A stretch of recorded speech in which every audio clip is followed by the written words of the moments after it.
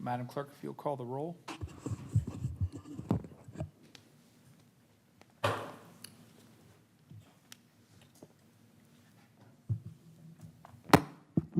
Charlie Davidson. Here. George Glover. Here. Ben Sosetta. Here. Charles Schwenke. Here. Tom Jones. Here. George Capps. Here. Brandy Bailey. Here. Jim Schrader. Mr. Mayor, you have a quorum. Thank you. And Councilman Schrader notified me today that he had a schedule conflict. So we'll start a meeting with the invocation by Pastor Bob Darnell, and Councilman Jones will lead the pledge. That'll work. Good evening, Mr. Mayor and City Council. As a resident of this community, I want to say thank you for your service. Heavenly Father, we come before you this evening, oh God, knowing who you are and who we are. Oh God, to know that you look down upon our lives each and every day. You see us, God, in our situations, and you see this community. And Lord, today as these councilmen have gathered, Lord, to listen to the matters that are presented.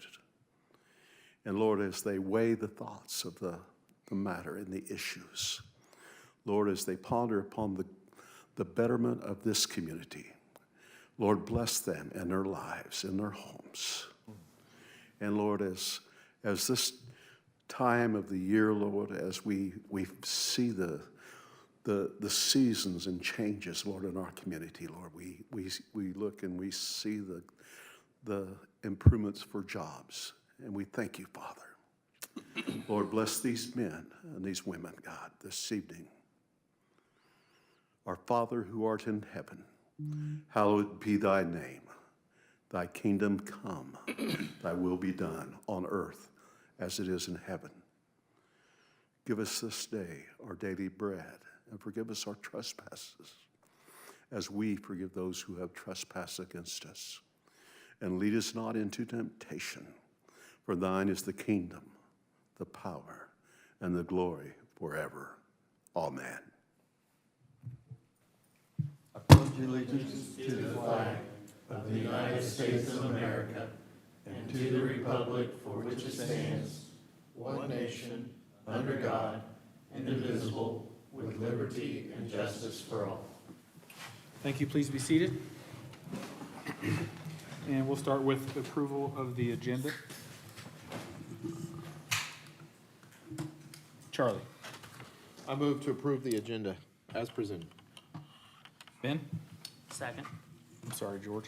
I second it. Withdraw my second. Okay, we have a motion to approve the agenda by Charlie, seconded by George. All, oh, I'm sorry. I got what, there's a deal in the minutes. I believe it's the June 27th meeting that I think needs corrected. It has me, on that deal, it has me voting against the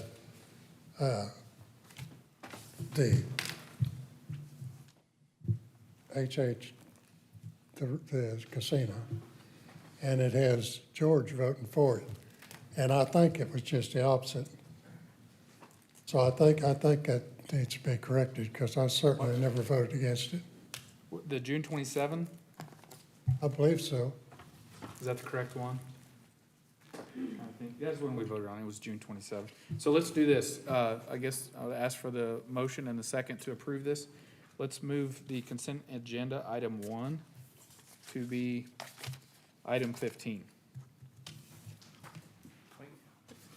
And we can, Sir, you can just make a correction, and the consent agenda can remain the same, just to make the correction to the June 27th meeting. I just want to make sure minutes. that's the correct one and what we need to see, or?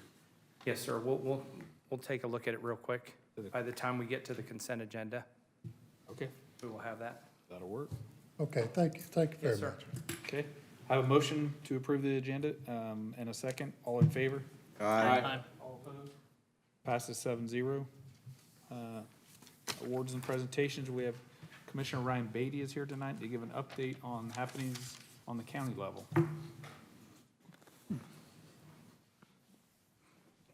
Good evening and welcome. Thank you for coming. Good evening, Mayor, council members. For the record, I'm Ryan Beatty, Sedgwick County Commissioner for District 4, and I appreciate the opportunity to share an update with all the things we have going on at the county. Sean had asked me to come and share all 820 pages of the recommended budget, but I declined and thought it would be wise just to give an overview of the 2024 recommended budget before we adopt on August 23rd. So I'll just give a brief overview of some of those things.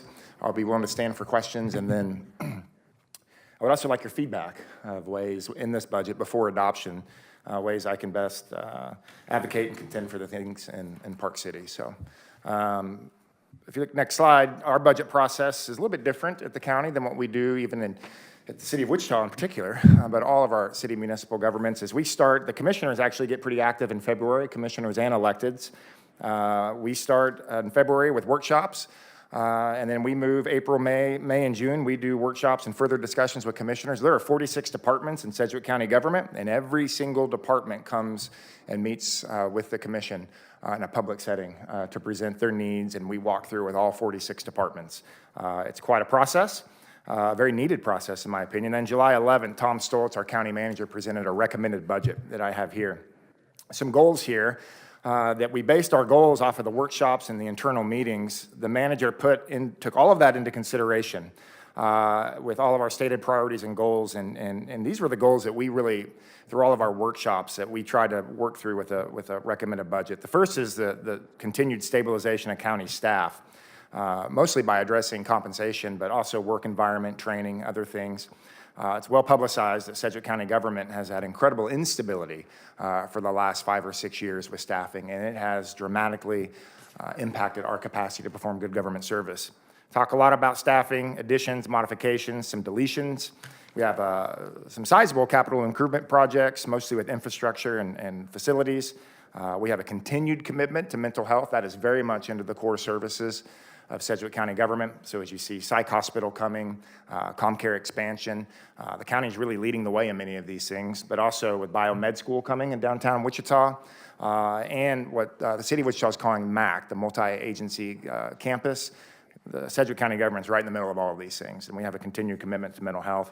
And the last goal that we stated, the commissioners and electeds had stated, was that we wanted no mill levy increase in the budget.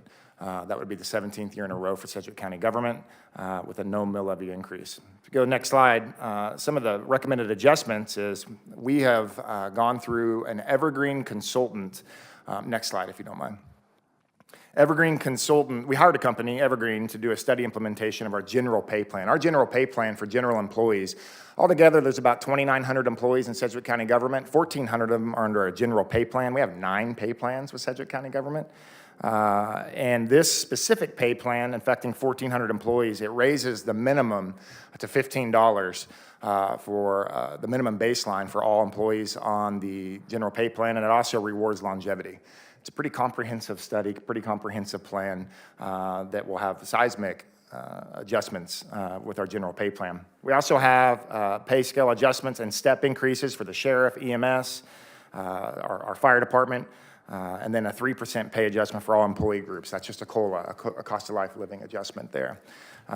Next slide, if you look at the capital improvement plan, altogether 2024 CIP is $22.2 million in roads and bridges, and then about $6.6 million in capital improvements for facilities. So juvenile services, we have a campus coming there.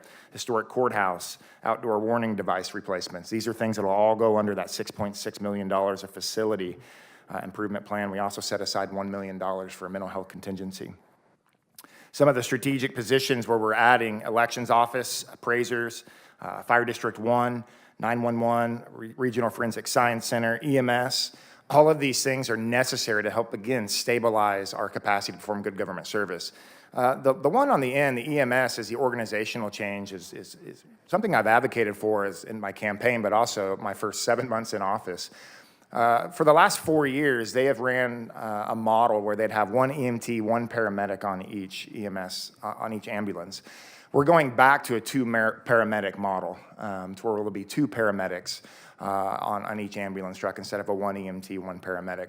That's at the recommendation of our EMS chief, Kevin Lanterman, but it also, we believe, will help not just stabilize what we're doing at the EMS, but also make it the greatest EMS department in the country, like it once was. And we've experienced some pretty significant changes there over the last few years. So this is a step in the right direction.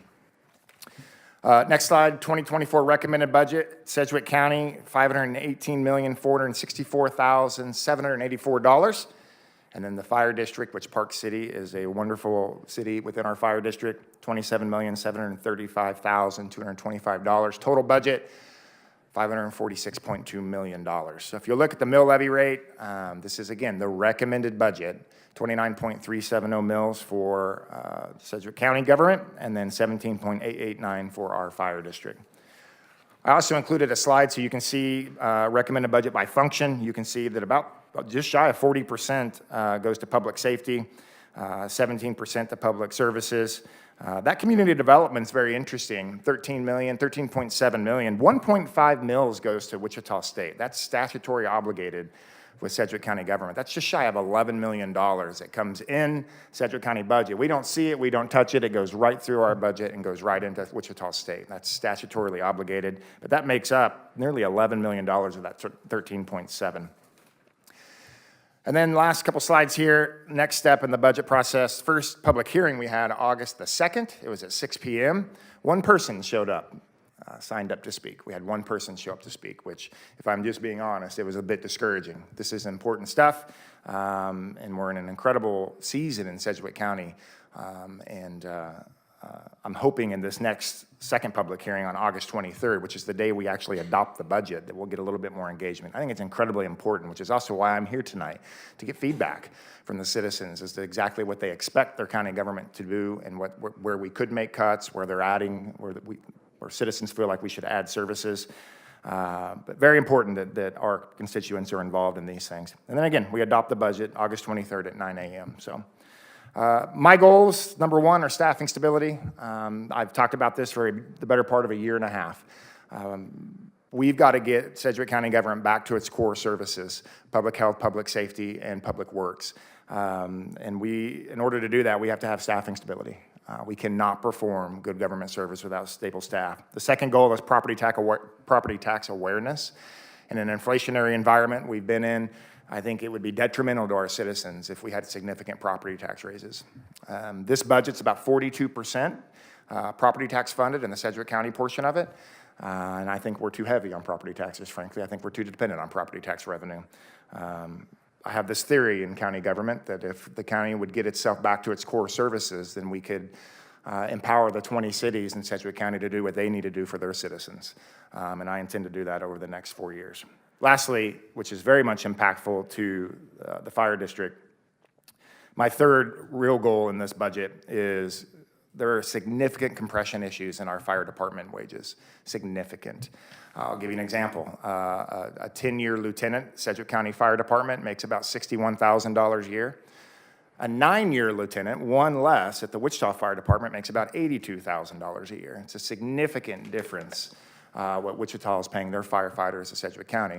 And we owe these people our best shot to make sure we can stabilize the workforce in our fire district. So aside from just competitive wage, there are some significant compression issues that we're working on right now. What we see in recommended budget for our fire department will not be what's adopted.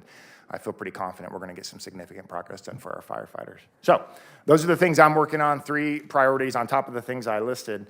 I'm happy to stand for some questions, and more so, I'm happy to get some insight as what you would like me to contend for in our budget. George Glover. Yeah, Rob, I appreciate you coming tonight. In lieu of what we're seeing in the mental health aspect, can you give us an update on the psych hospital?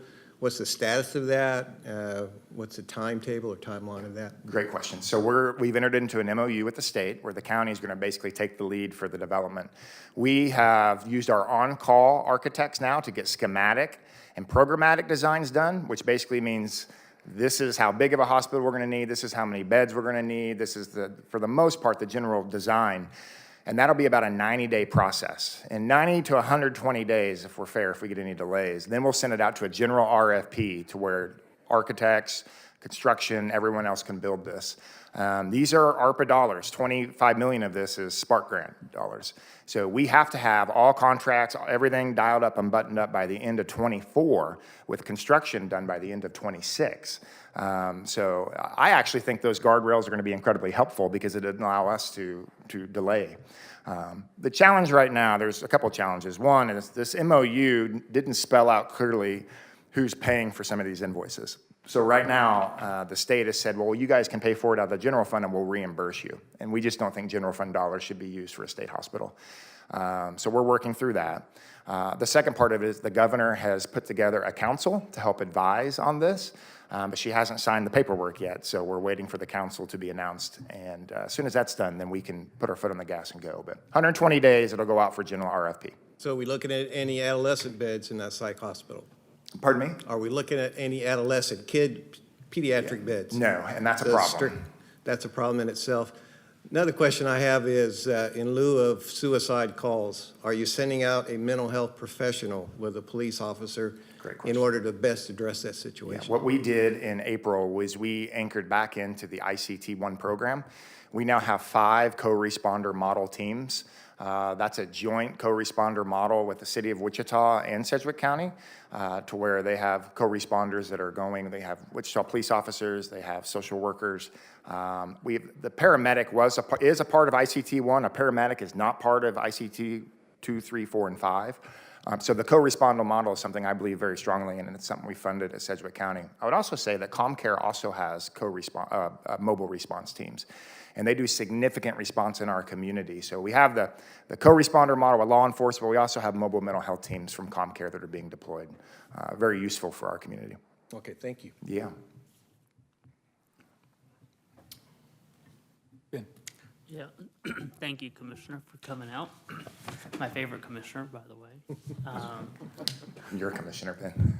Oh, okay, that might be why. But to the ComCare, or to the question even just now concerning policing, obviously that's a sheriff's department issue, not something that the county can, electeds can necessarily mandate. But in regards to that, ComCare, I'm guessing, would then partner with, because a lot of the calls that are going to come in for these sorts of situations are going to come from the cities, not necessarily from the rural county spot, though that's not out of the norm either. So does ComCare then partner, and this might be a question that Chief could be able to answer too, in terms of situations like that when we're having mental health issues inside city limits does the county ComCare system come in and provide assistance, work alongside our police departments? It's a great question. I'll take one stab at it, and Chief, if you want to jump in, you're welcome to. So ComCare runs 988. It's the emergency mental health suicide hotline, and they work as dispatchers.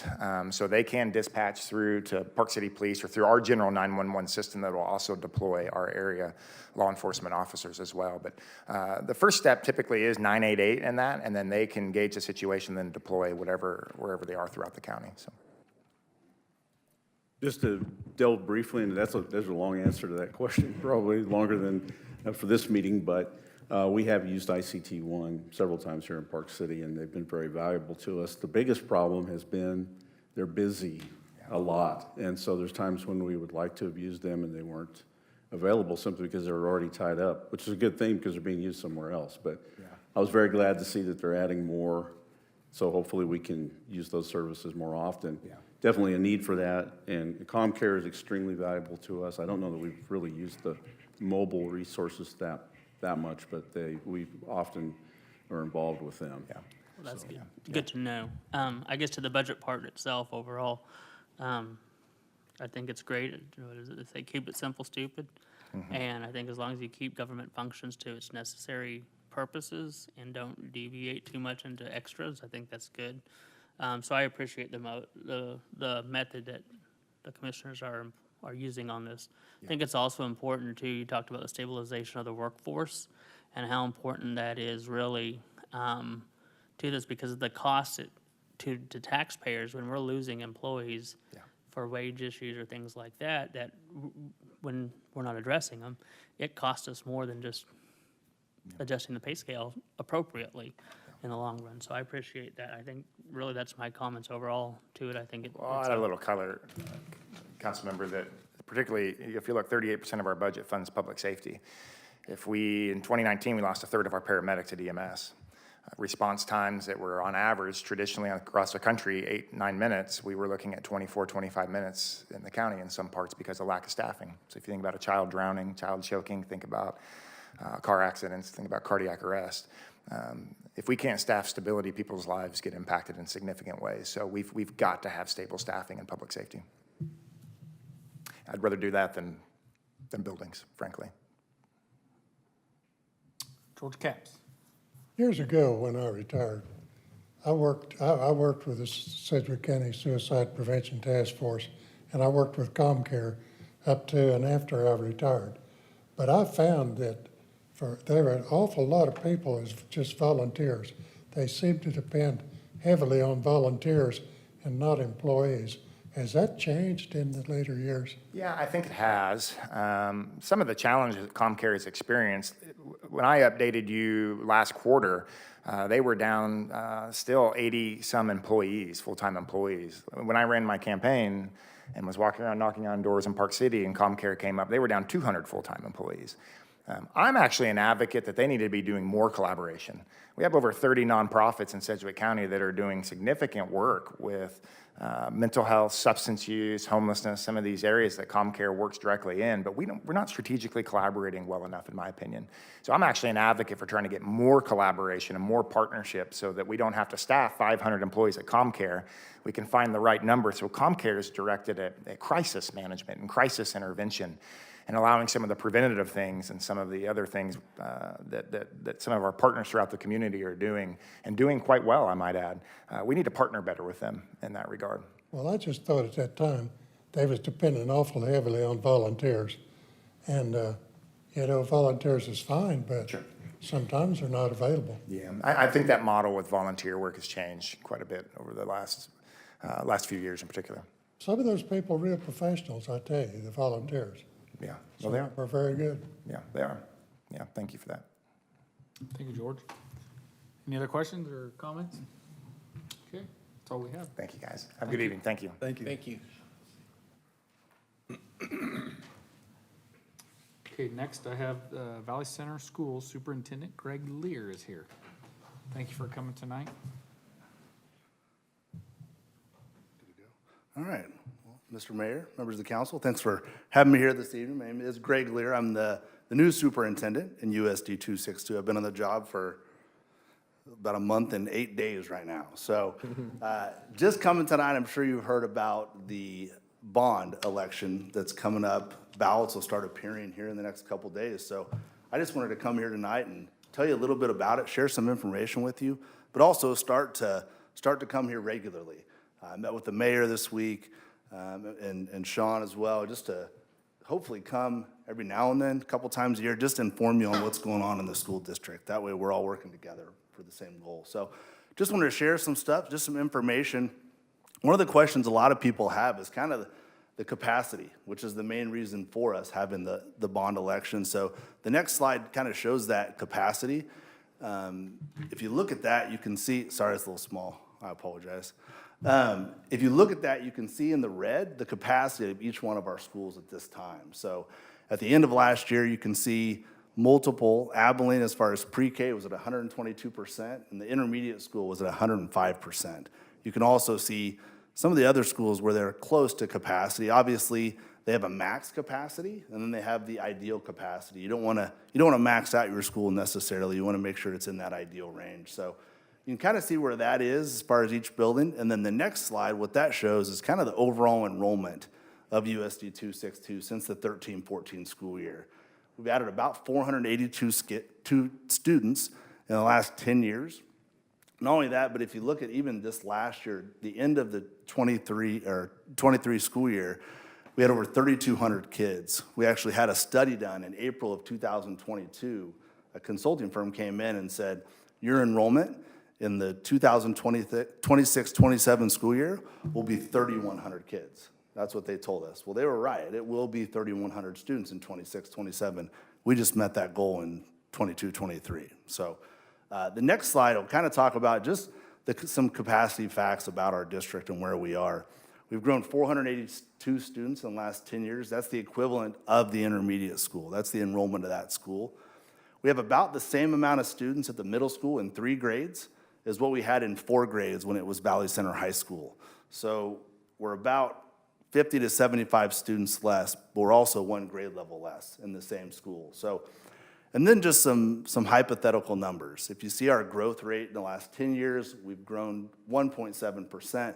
It's going to be 544 students. That continues again. Just the last 3 years, in 17 to 20, 929 students. If that continues, the COVID year kind of took that out, an anomaly there, but 3.7% last year.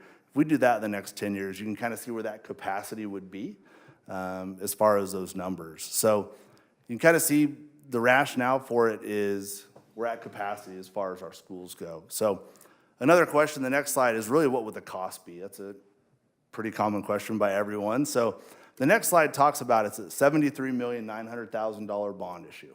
It can never go higher. That's a pretty common question from the public. What if it's over budget? What do you do? It's in the bond language, this is as high as we can go. We're not going any higher. If things get over cost, we're gonna cut some things. So it's a 2.5 mil increase, and that's based on a 5% increase in assessed valuation through 2027. It's a 2% valuation increase after 2027. So pretty conservative. You can see kind of where it would be on that graph. Even with a 2.5 mil increase, the taxes would still be less than multiple years since 2009, 2010. So in the next slide, you can kind of get a better idea of where assessed valuation has been in USD 262. So the last slide, right, 2.5 mil increase with a 5% assessed valuation increase. It's increased an average of 6.48% in the last 10 years. Last 5 years is almost 10%. Last 3 years, 11.49%. So if that continues, the likelihood of us not having to do that 2.5 mils is pretty likely, but I'm not.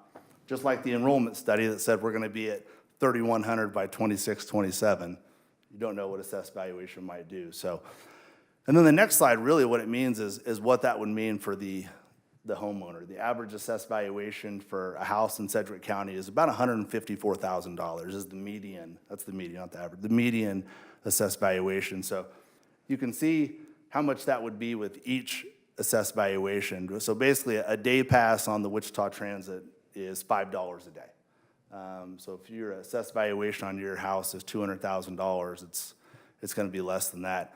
If it's $150,000 assessed valuation, it's going to be less than a dozen of eggs a month. So that's the cost, and really that's what I've been sharing with a lot of the public is that information there. So the next slide, next few slides talks about what's included. So what would be included in this, I know that's small, I apologize, but wanted to put every project that's on there. So the big project that's a part of this is a new elementary school.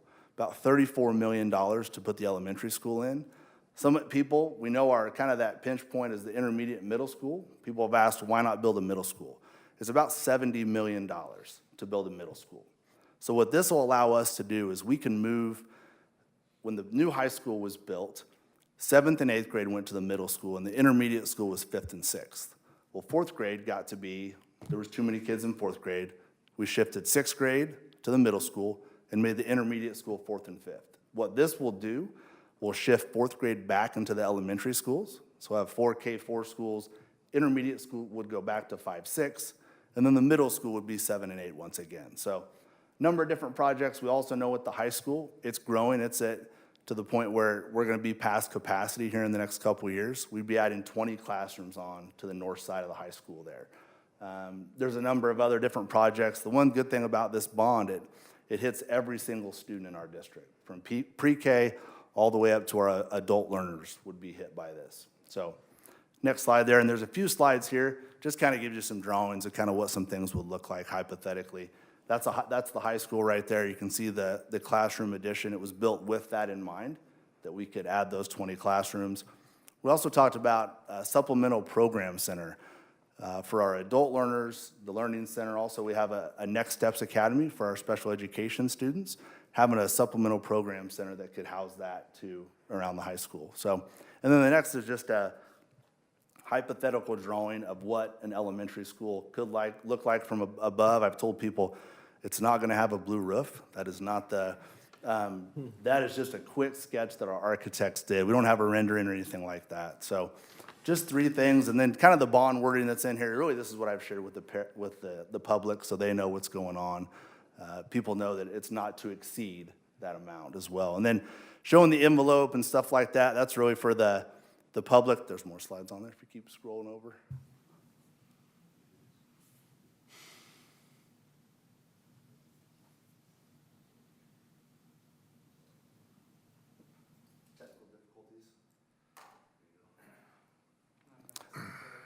That's all right.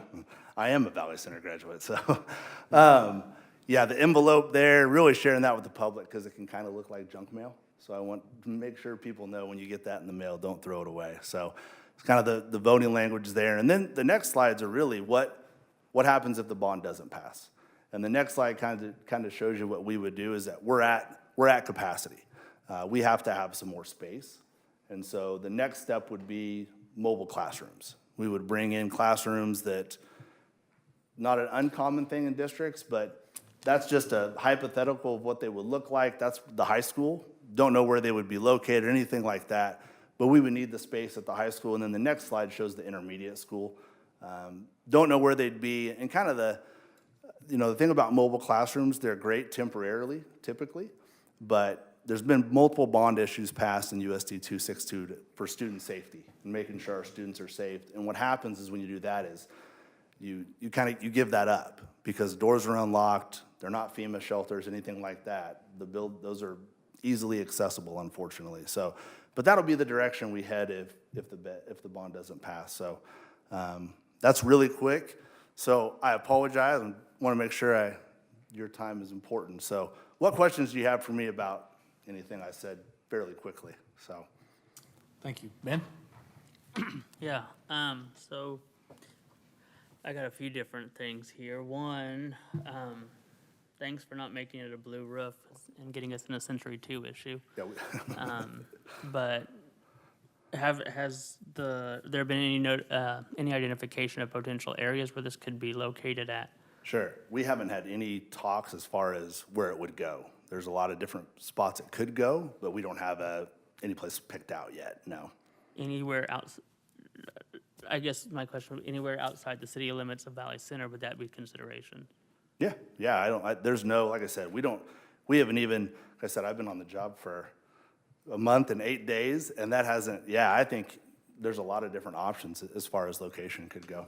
Yeah, I mean, I know we pay roughly a third of the 262 school district budget is funded by our friends over here in Park City. Sure.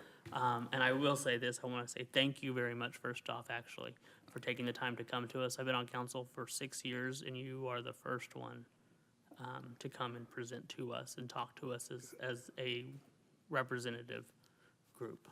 And I appreciate that because that's been long overdue by 262. Sure. And I feel as a taxpayer within that district, I feel we've been slighted quite a bit. So with that, the other question I have, so the rec commission falls under USD 262, but not guided necessarily by your spending, is that correct? Right. Okay, because about, 3 years ago, they snuck in a 2 mil levy increase Right, to all from of our 5 to 7. citizens without any sort of anything. So there's a lot of hesitancy on my part to sit there and say, hey, let's go out and keep supporting this, especially as the commissioner alluded to, when we're dealing with issues of, consistent mill levy increases. Between that and within the property valuations going up, it's a very tough sell. I think that's because it's 65 mills if you count in the rec commission part, which again, I know doesn't necessarily fall under your area. So going up to nearly $70 to USD 262, or 70 mills, I'm sorry, not $70. I'd be in favor for the $70.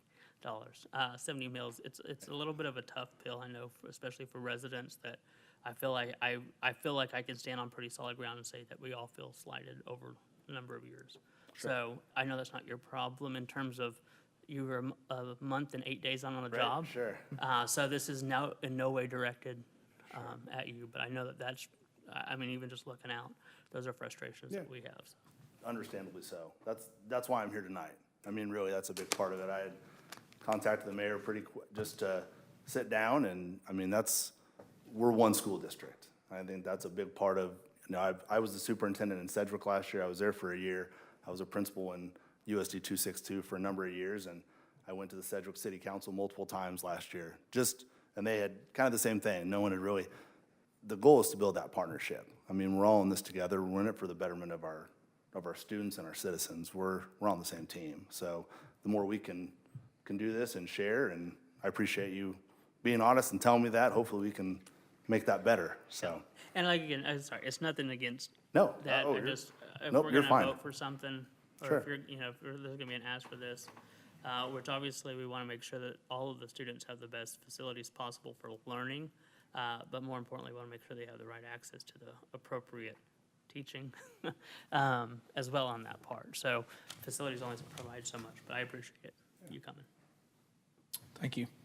Don't have anybody else lit up, so I just want to say that Greg and Sean and I had a great meeting where we discussed this bond issue that's coming forth, and we obviously invited him to come tonight, but I'm glad to see you, as Ben mentioned, I'm glad to see you here. I would reiterate what he said about, we welcome a site in Park City, and I wish you guys well in putting this together. And I also wanted to just touch a little bit on Greg's background. Though he's a month and 8 days on the job, he's worked a very long time in the teaching system there at Valley Center. How many years did you teach? So I was a principal there for 12 years, and I was a teacher in other districts so this is my 22nd year in education now. But you went through Valley Center School. I did, I went as to a kid. school there, yeah, I graduated from there in 1996, so it's been I had more hair and was a little skinnier, so, but, yeah. Anyway, we welcome you to the new job and welcome you to Park City. So looking forward to seeing what happens. Thank you all, have a good night. Thanks for coming tonight.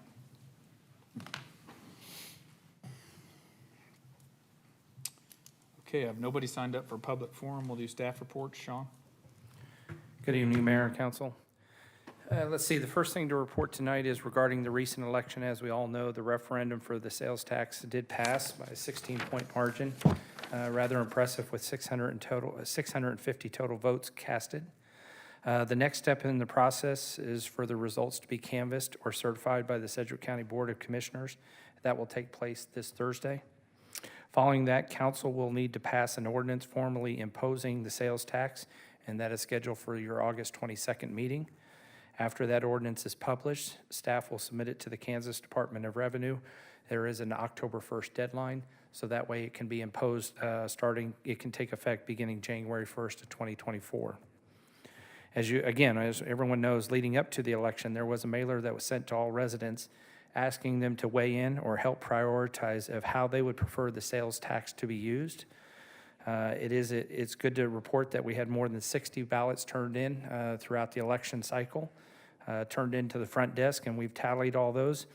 The top three priorities there was 8 total areas that they had the chance to prioritize.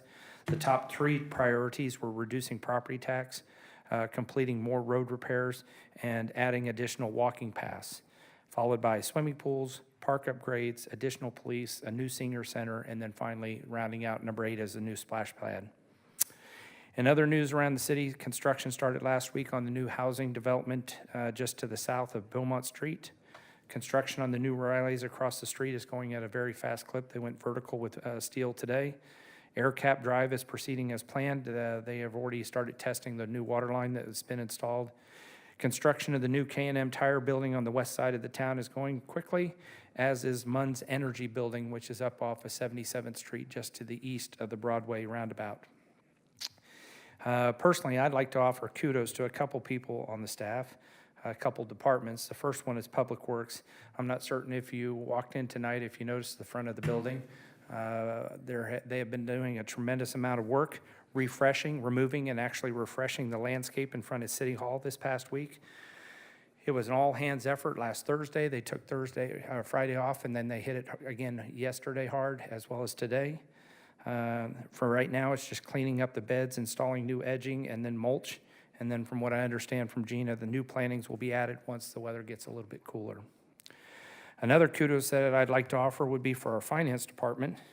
Just under 2 weeks ago, we had an S&P ratings call, and from that, the S&P Global Ratings revised its outlook up from stable to positive, while affirming its AA- issuer credit rating on Park City and its AA- long-term rating of Park City's general obligation bonds outstanding and on Park City's Public Building Commission revenue bonds. At the same time, they assigned their AA- long-term rating with a positive outlook to the city's anticipated $4.2 million Series 2023 general obligation bonds. They also gave their SP1 plus or strong capacity to pay principal and interest rating for the short-term rating of the city's anticipated $7.8 million Series 2023 general obligation temporary notes.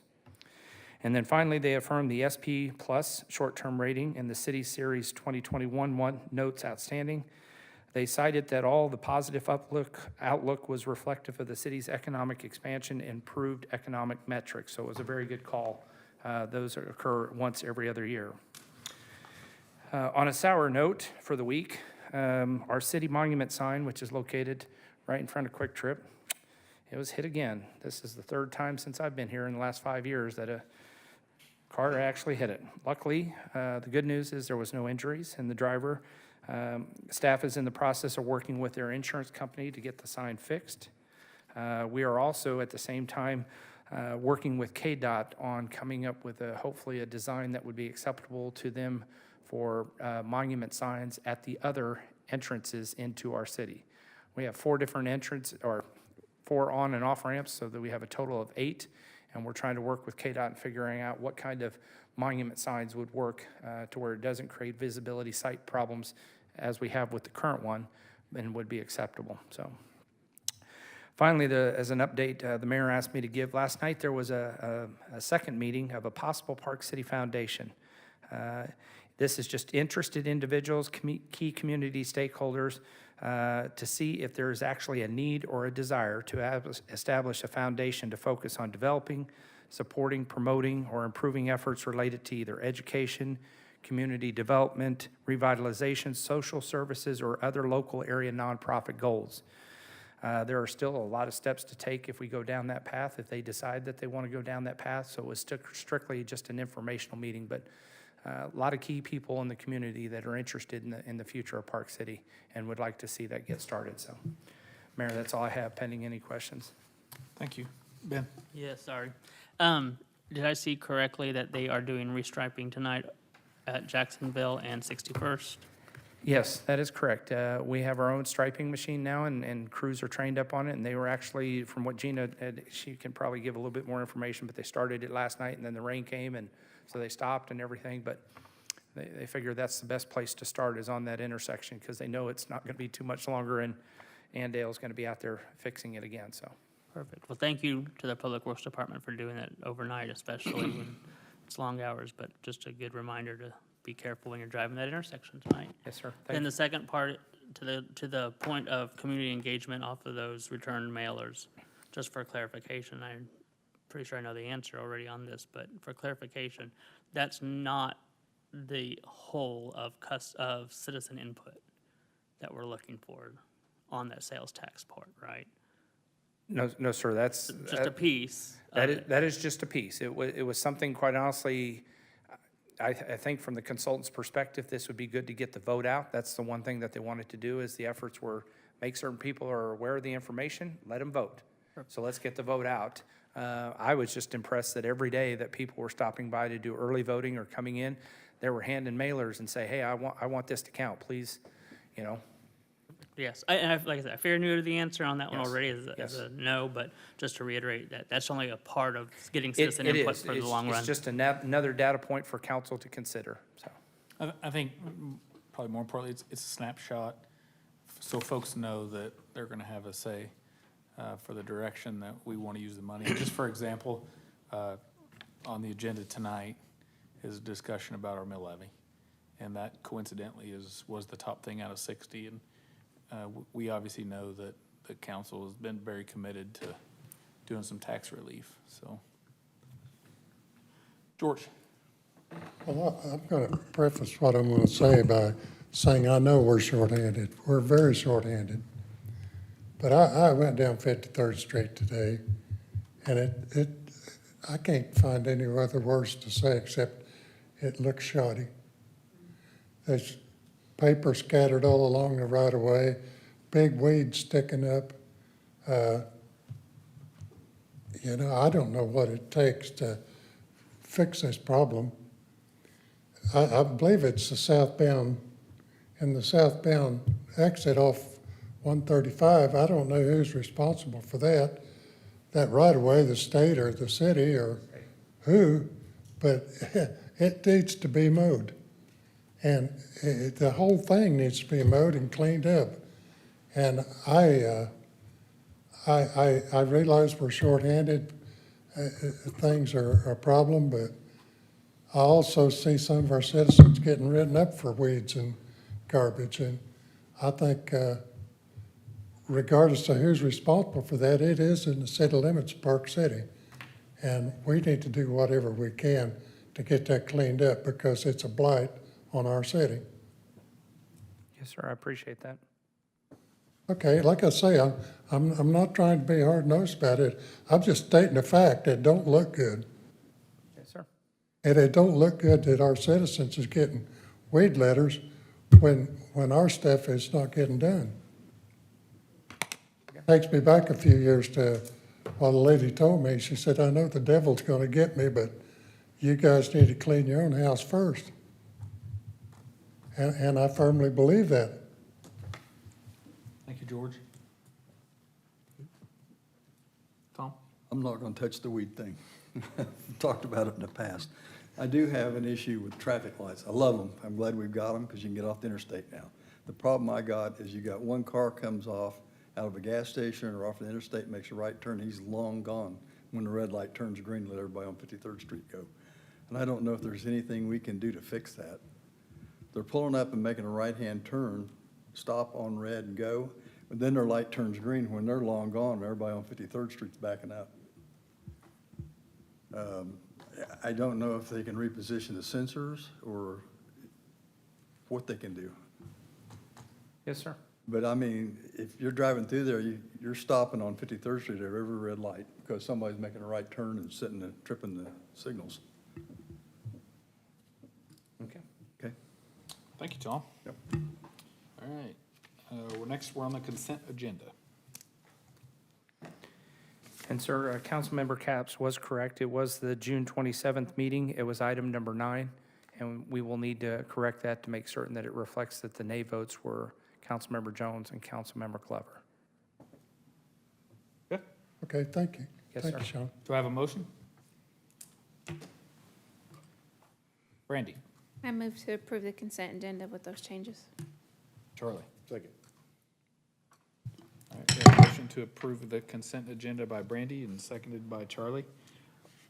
Ben? I'll be abstaining as I was not present for the July meetings. Yeah. All in favor? Aye. All opposed? Okay. All, you say nay? And one abstention? Yes, sorry, yes. So motion passes 5-1-1. 511. Okay, move on to item 6, hold public hearing and consider approval of resolution levying assessments for delinquent stormwater fees. Marla? Resolution number 990-2018, adopted by the council in April 2018 to establish stormwater fees, provides authorization to assess delinquent stormwater fees to properties. Unpaid amounts that have been billed in the last 60 days have been excluded. Documents initiating the special assessment process for delinquent stormwater fees are included in the packet. Letters providing notice of the public hearing were mailed to the property owners on July 26, 2023, and they were given until August 8, 2023 to pay the delinquent amount to avoid assessments to the property. From the time the letters went out until today, we've had one person come in and pay off of the list. So, There will be one property removed. Staff recommends approval of the resolution. Okay. And on this, we'll have to have a public hearing. Yes. So I will open the public hearing at 7:50. Is there anybody that's present would like to speak on this matter?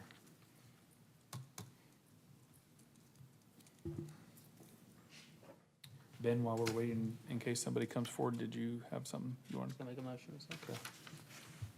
Is there anybody present that would like to speak on this matter? Okay.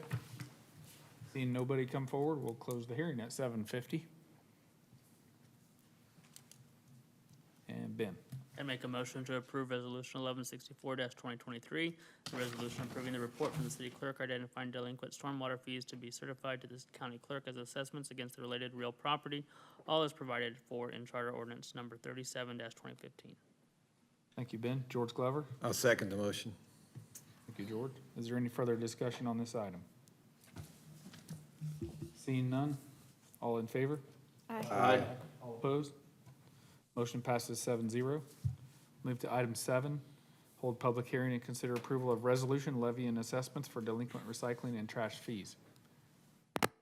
KSA 65-3410 allows cities to assess delinquent recycling and trash fees to properties, excluding any unpaid bills that have been billed in the last 60 days.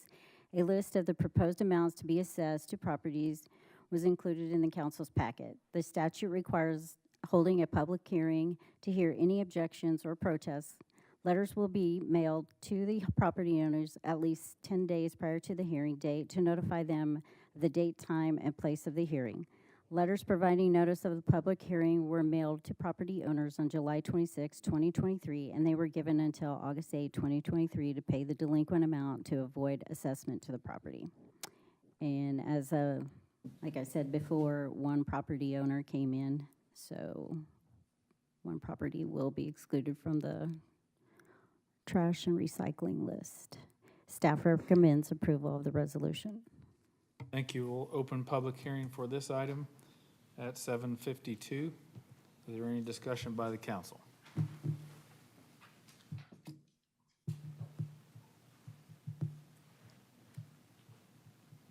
Okay, I'll call again. Is anybody present that would like to speak on item 7?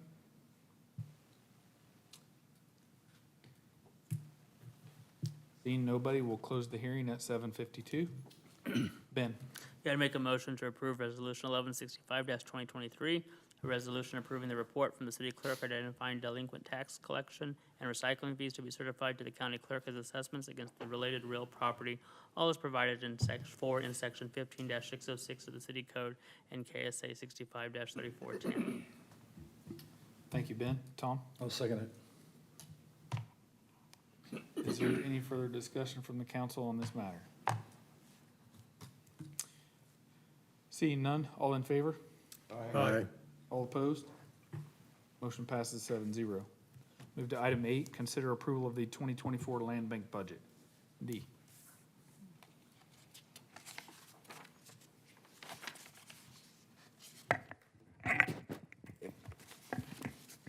Tall person up here.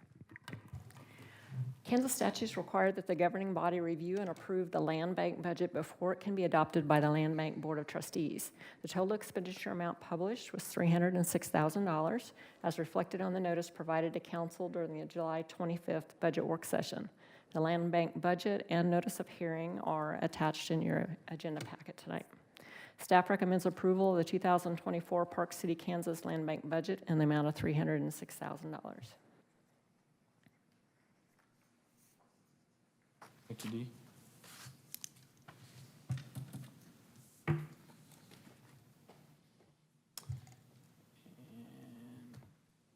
Charlie.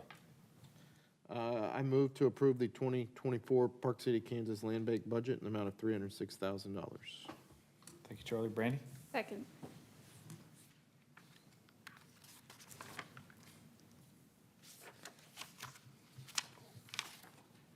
Okay. So we have a motion and a second. All in favor? Aye. All opposed? Motion passes 7-0. We'll now recess and convene as the land bank. Is that right? No public hearing? Yes. Me again. Am I saying that right? Excuse me? Am I saying that right? We What's that? recess as the governing body and convene as the land bank? Yes, Okay, correct. just make sure I'm saying that right. Okay, we'll now recess as the governing body and convene as the land bank. Item 1, consider holding a public hearing and adoption of the 2024 land bank budget. The notice of budget hearing for the land bank was published in the Ark Valley News on July 27th and also placed on the City of Park City's website. The total expenditure amount, as I mentioned, was published at $306,000 as reflected on your notice of hearings. Staff recommends holding a public hearing, followed by adoption of the 2024 Park City, Kansas Land Bank budget in the amount of $306,000. And if the budget is adopted tonight, please stop at Marlo's desk on your way out to sign the budget certificate. Thank you, Dee. Brandy? I move to approve the adoption of the 2024 Park City, Kansas Land Bank budget. Brandy, hang on just a second. We need to have a public hearing on it first. So I will open the public hearing at 7:56. Is there anybody present that would like to speak on this matter?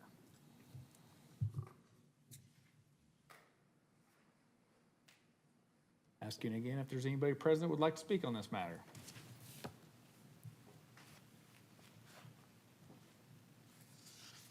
Seeing none, I will close the hearing at 7:56 also.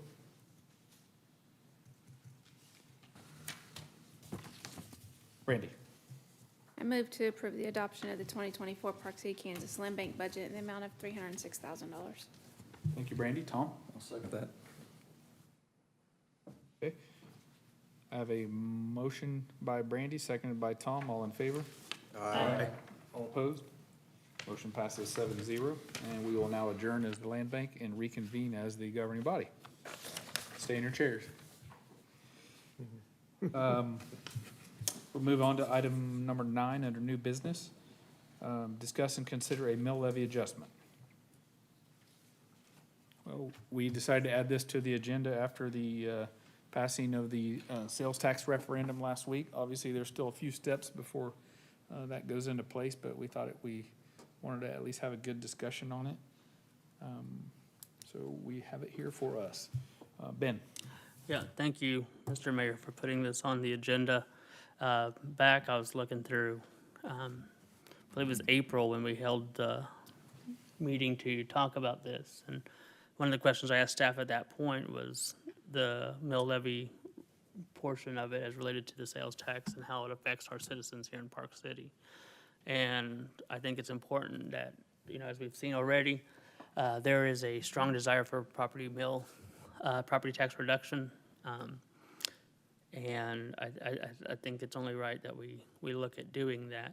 Obviously, this should be an incremental approach and something that is continued to be thought out as how we continue hopefully to do this in the future would be my hope that council would look towards is let's start the steps today and let's continue those as we see sales tax portions come in. We talk about especially as on our side as conservatives, the way that you get, the way that you fund these things is by having more people paying taxes, not that you have to have more people paying more taxes. And so the fact that we can sit there and increase our ability and capacity to offer the services to our citizens through a sales tax and hopefully provide the relief or the offset on the property tax, I think is good for citizens, especially when you're talking about those on fixed incomes who are subject to the inflationary cost of assessments on real property. So my suggestion, my recommendation is I'd make a motion to decrease the general fund estimated mill levy by $0.5 for the 2024 budget to begin this process. Tom? I'm looking at the budget from last year and this year and the Hang on, Tom. forecast. Okay. Is there a second?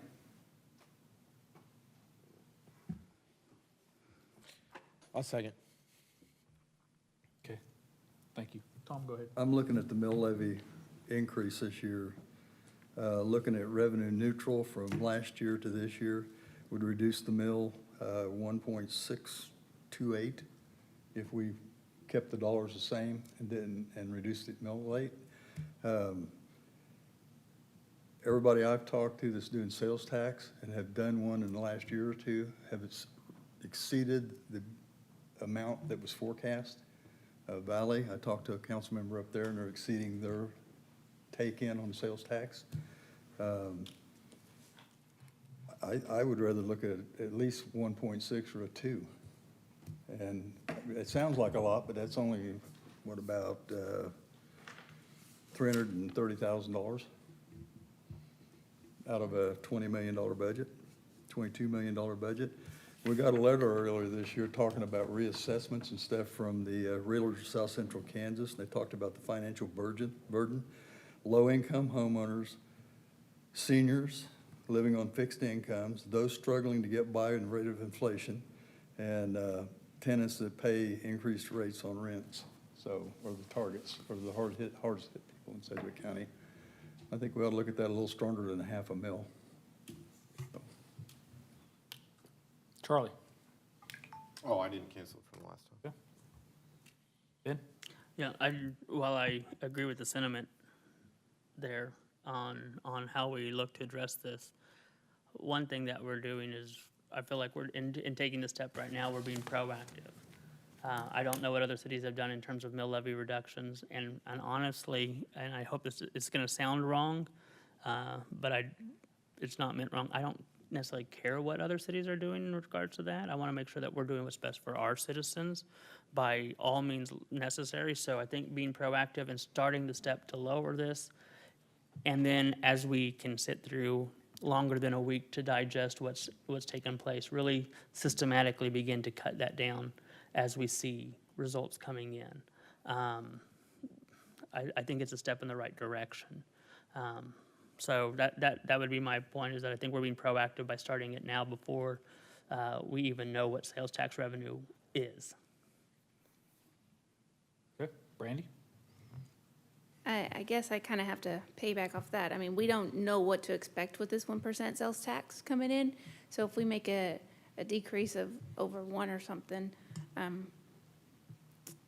you know, we did this sales tax out there so that way we could try to bring in more revenue so we can do some more things in the city, such as lowering the mill levy or road improvements or putting a pool in. So I feel like if we decrease it too much, then really passing the sales taxes was kind of a lost cause. It's not doing what the purpose of it was.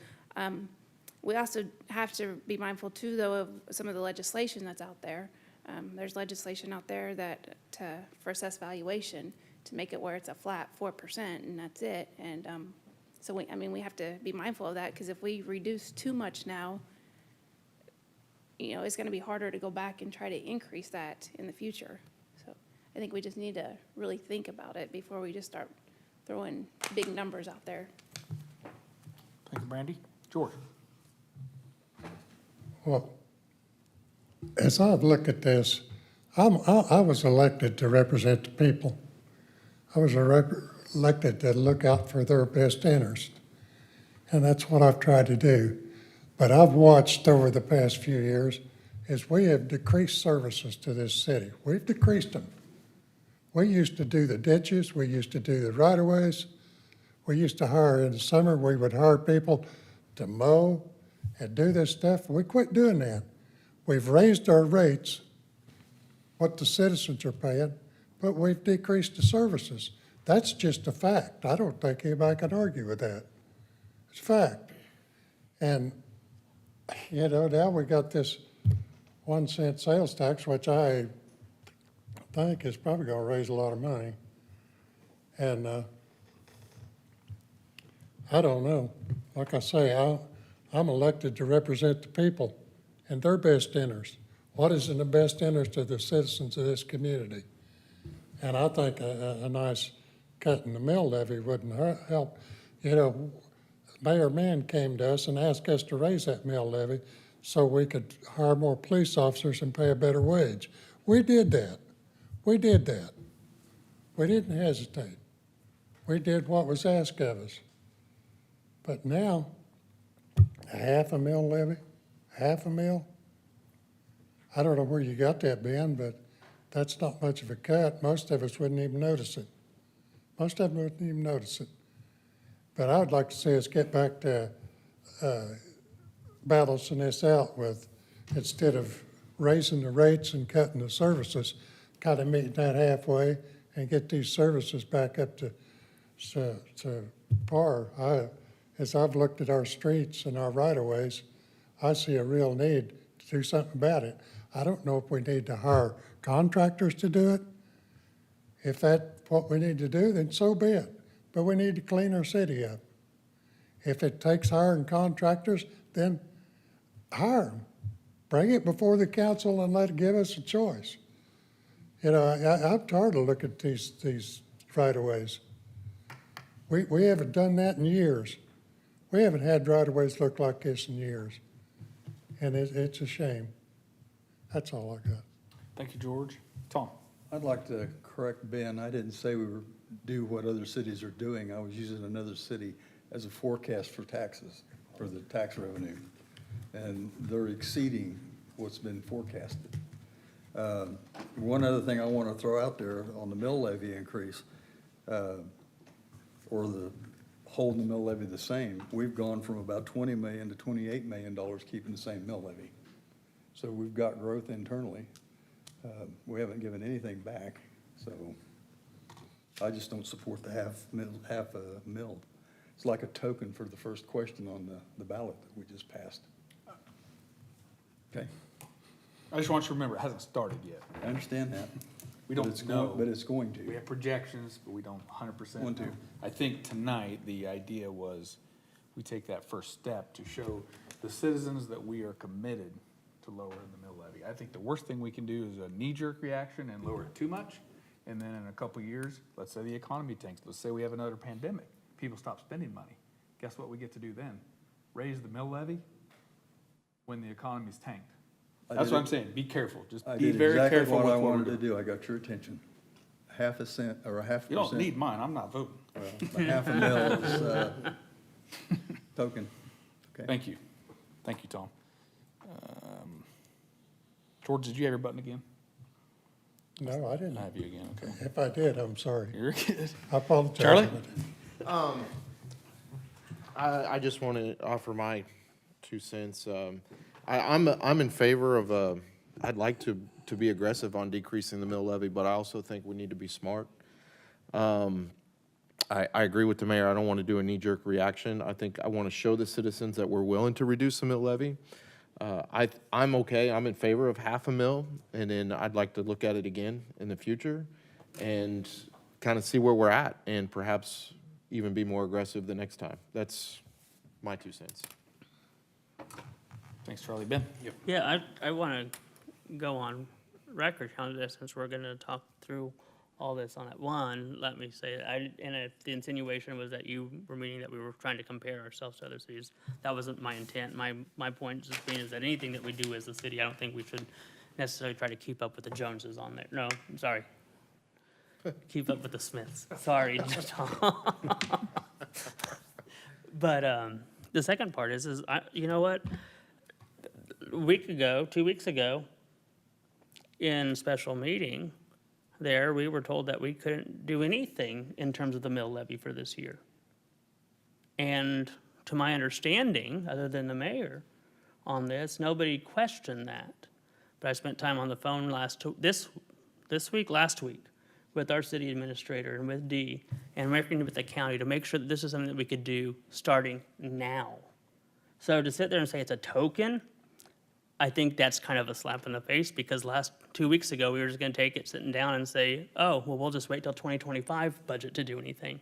And I was the one that made sure that our staff worked on this, and they did a great job to make sure this is something that we could do right now. So to say it's a token is actually kind of offensive, in the fact that I generally don't, but I'll take full credit for making sure that this got on the agenda this meeting. And I agree. I think we should take the steps to continue to push this forward and continue to make these mill levy reductions there as we see the results come in. But Brandy's absolutely right. And if there's anything that we should learn about our friends in Topeka, is that they sometimes come up with some off-the-wall legislation that has adverse effects for cities, such as RNR. And so to put ourselves in a position where who knows what's going to happen next year on a legislative part that, again, we have no control over. City of Park City has no control over what somebody's property tax valuation comes back at. We have no control over that. We have no control over pieces of legislation that say if you're going to exceed your revenue, not your tax mill levy, but your revenue from the prior year, you have to go through all these hearings, you got to send out all these additional mailers, in addition to the regular meetings that we already have on these things. Or else you're going to have to pay every citizen back up down to, what is it, 0.001 mil increase? We have no clue what some of our higher level of governments might force upon us next year, the year after that.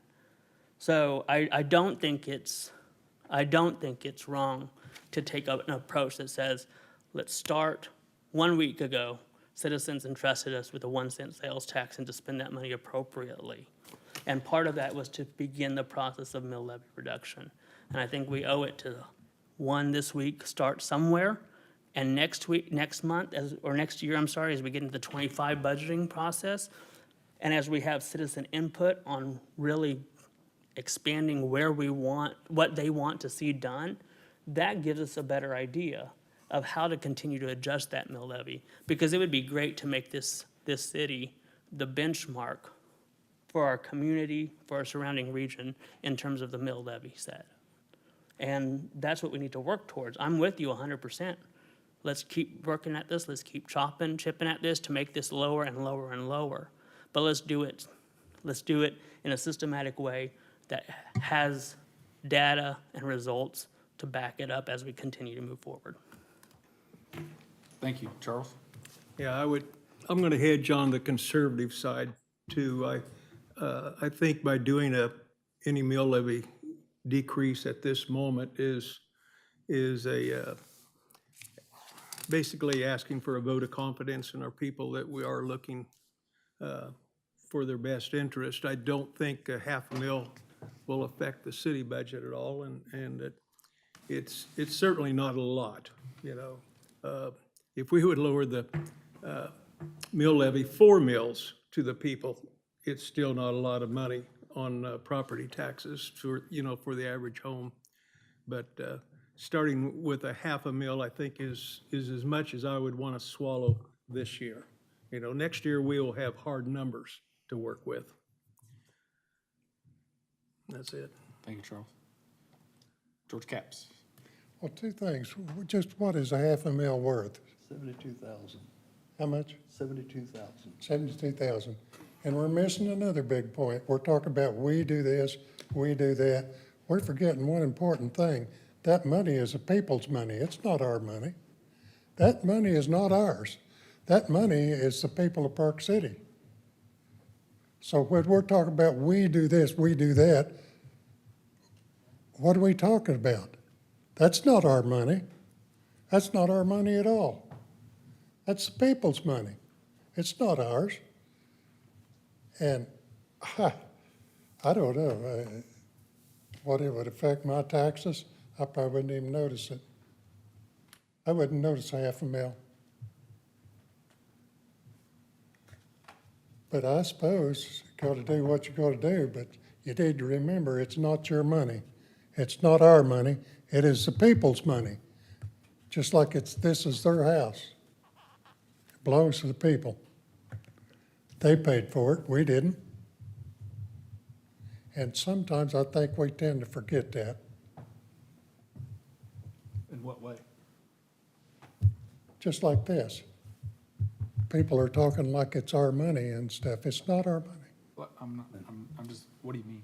What we're saying, we need to do this or we need to do that. We're talking about somebody else's money, John. We're not talking about our money. I think we agree on that. All of Yeah. us. Yeah, I think we do. I think we forget who we're working for. I don't. I've never forgot who I work for. I work for the people of Park City. and I care deeply about them. And a half a mil levy is not gonna make one iota difference to them.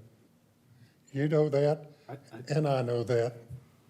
It's not gonna make one iota difference to them. If you don't wanna give them a deal, then don't do it. Tom? I'd like to say that the meeting, I think Ben did not attend on the budget. You talked about reducing the mill levy, and you had put a number out there. I want to give you credit for that, and let the world know that you're not against this. You just want to take baby steps. I do. I believe that, So, sorry. I'm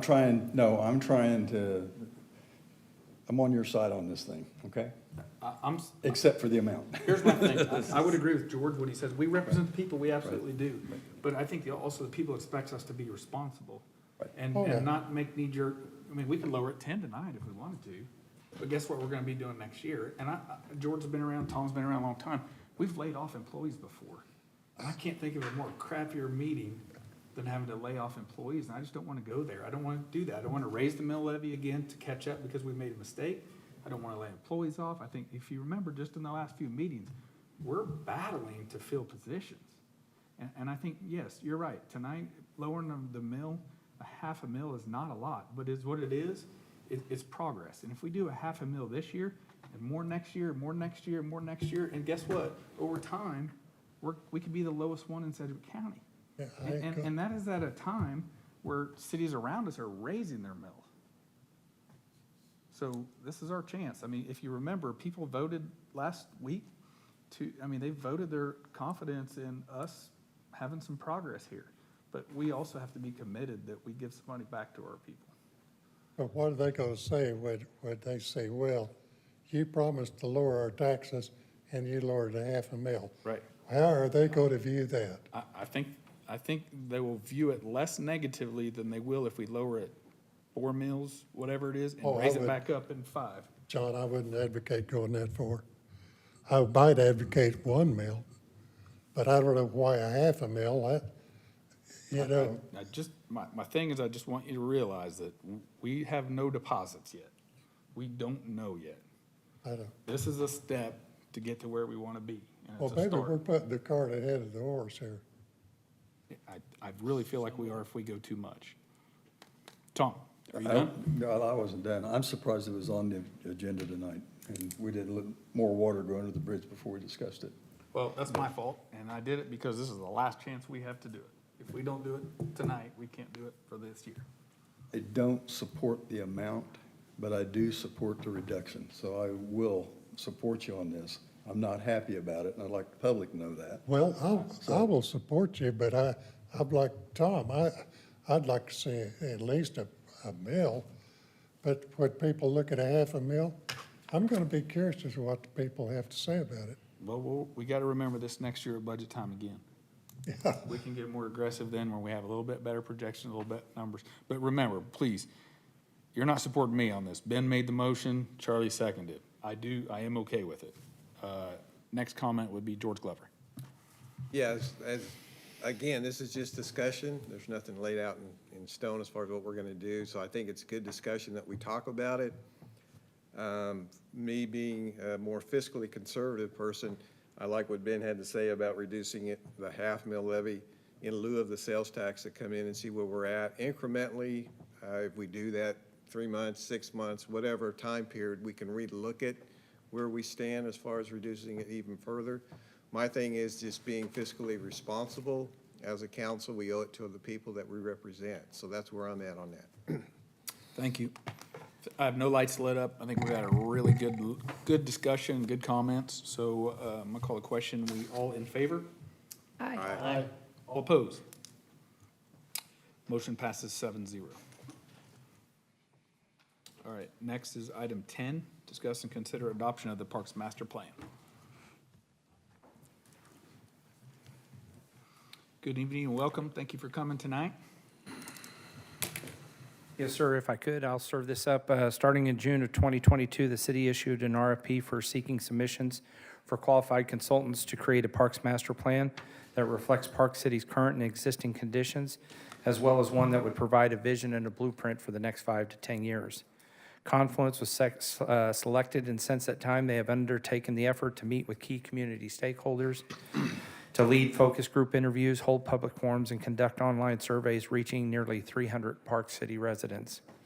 They have evaluated the adequacy of the existing facilities to accommodate current interest and demands, and developed recommendations to provide strategies to the city to either reuse or retrofit facilities that are currently underutilized to better meet the recreational needs, as well as make recommendations related to future capital improvements, programming, and operations. We have 3 representatives from Confluence here tonight. They're on hand to report the final report and answer any questions that you have. I would like to sit there and say Jason Broadbander is with our Parks and Tree Board. And throughout the whole entire process, they were involved through the process. And although they were not available tonight, they did want you to know that, yes, with some minor differences in some of the recommendations, they do concur with the overall plan. And with that, PJ? Good evening, Mayor and Council. PJ Noe for the Confluence. With me tonight is Hank Myers, who is our project manager for the project, and also Leon Younger, who is with Pros Consulting, or the 2 firms that came together to do this. As Sean said, we spent the last just over a year working with your community, working with Sean and Dana and others within the city to take a look and assess the system and then make recommendations for that. So, Sean, if you could, the next slide, that'd be great when you. So we're going to do tonight, we're going to go through Leon's going to touch very briefly on the demographic trends. He's also going to touch on benchmarking and how you compare it to national standards. We're going to go in with some brief facilities assessments, and then we're also going to hit on programming recommendations, and then also an organizational chart should the city decide to move forward with developing a little more aggressive Parks and Recreation department with that. And then Leon will touch on funding sources. With that, I'll turn it over to Leon. Good evening, Mayor and Council.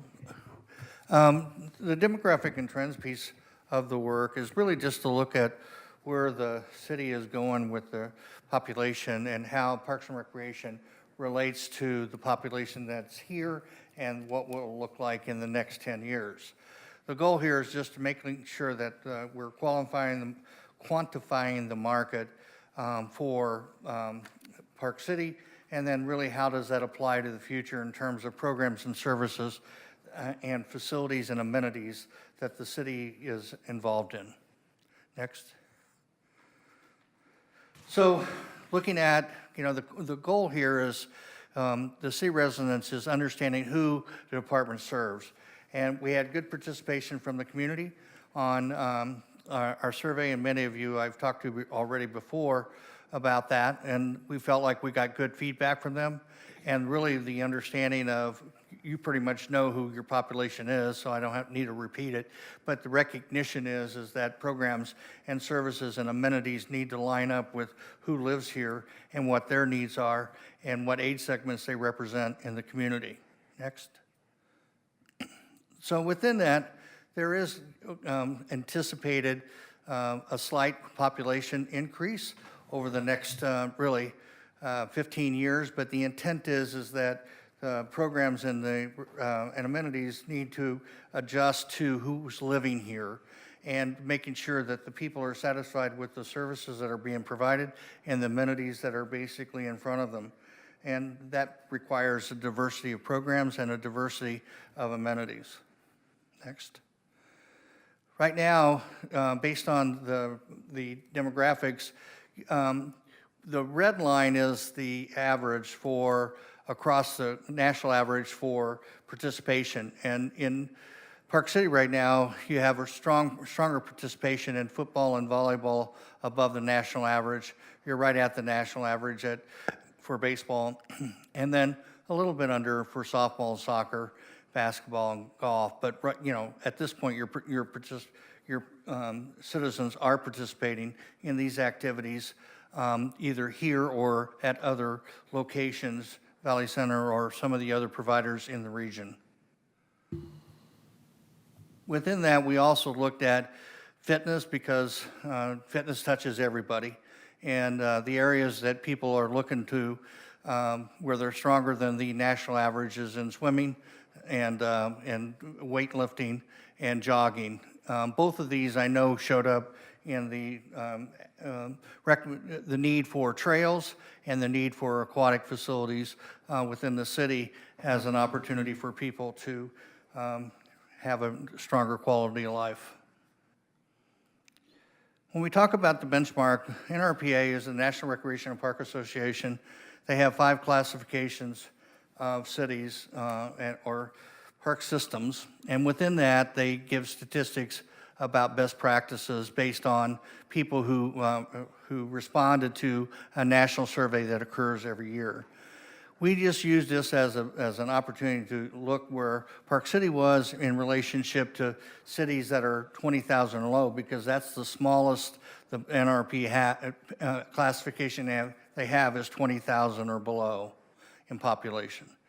So here you can see your population, residents per park versus NRPA, and you're at 1,042 residents per park, and on a national level, 1,941.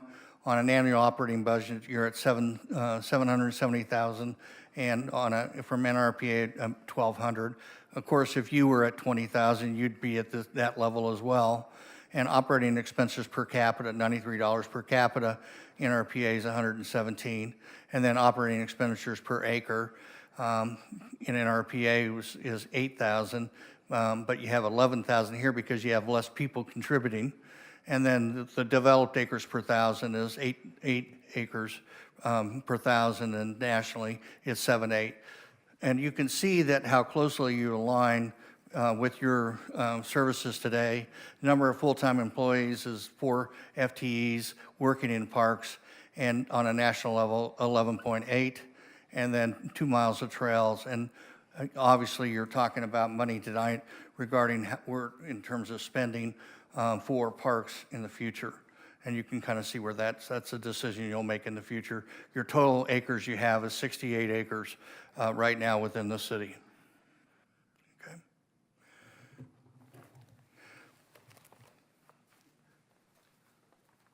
So with that, I want to also touch on just some of the general facilities recommendations, some of the highest priorities that we heard during the survey periods within the community were that citizens really want to provide that connectivity throughout the community. They want safe walking and bicycle connections between their parks, their schools, the downtown areas, and they want to make sure that residents have access to all of those. They also want to be able to extend their stays within these parks, particularly within community parks. Adding things like drinking fountains, shelters, or updating shelters and restrooms are key components to that, to extending that stay beyond that hour or 2 hour time period, making it more of a day facility. As we go through and look at the facilities, we did do a ranking system with those and an analysis of each of your various facilities. There are numerous locations where they don't meet ADA standards. Providing connections between the various facilities through walking paths, making sure that the benches are all connected to a walking path, the shelters are all connected to a walking path, and also not having edging that keeps people from getting into things like the playgrounds are important. And then as part of that review as well, we also did a look at the conditions of the various playgrounds. It was noted that many of them are reaching a point where they're beyond a typical age for a life cycle on those. We typically see a life cycle on playgrounds of 20 to 25 years to be established before they're in place. Many are reaching that point right now. And surfacing, we typically like to see a 10 to 15 year life cycle. Most of your playgrounds, or if not all of them, are engineered wood fiber right now. It is considered ADA accessible, but it does take maintenance to continue that ADA accessibility as part of this.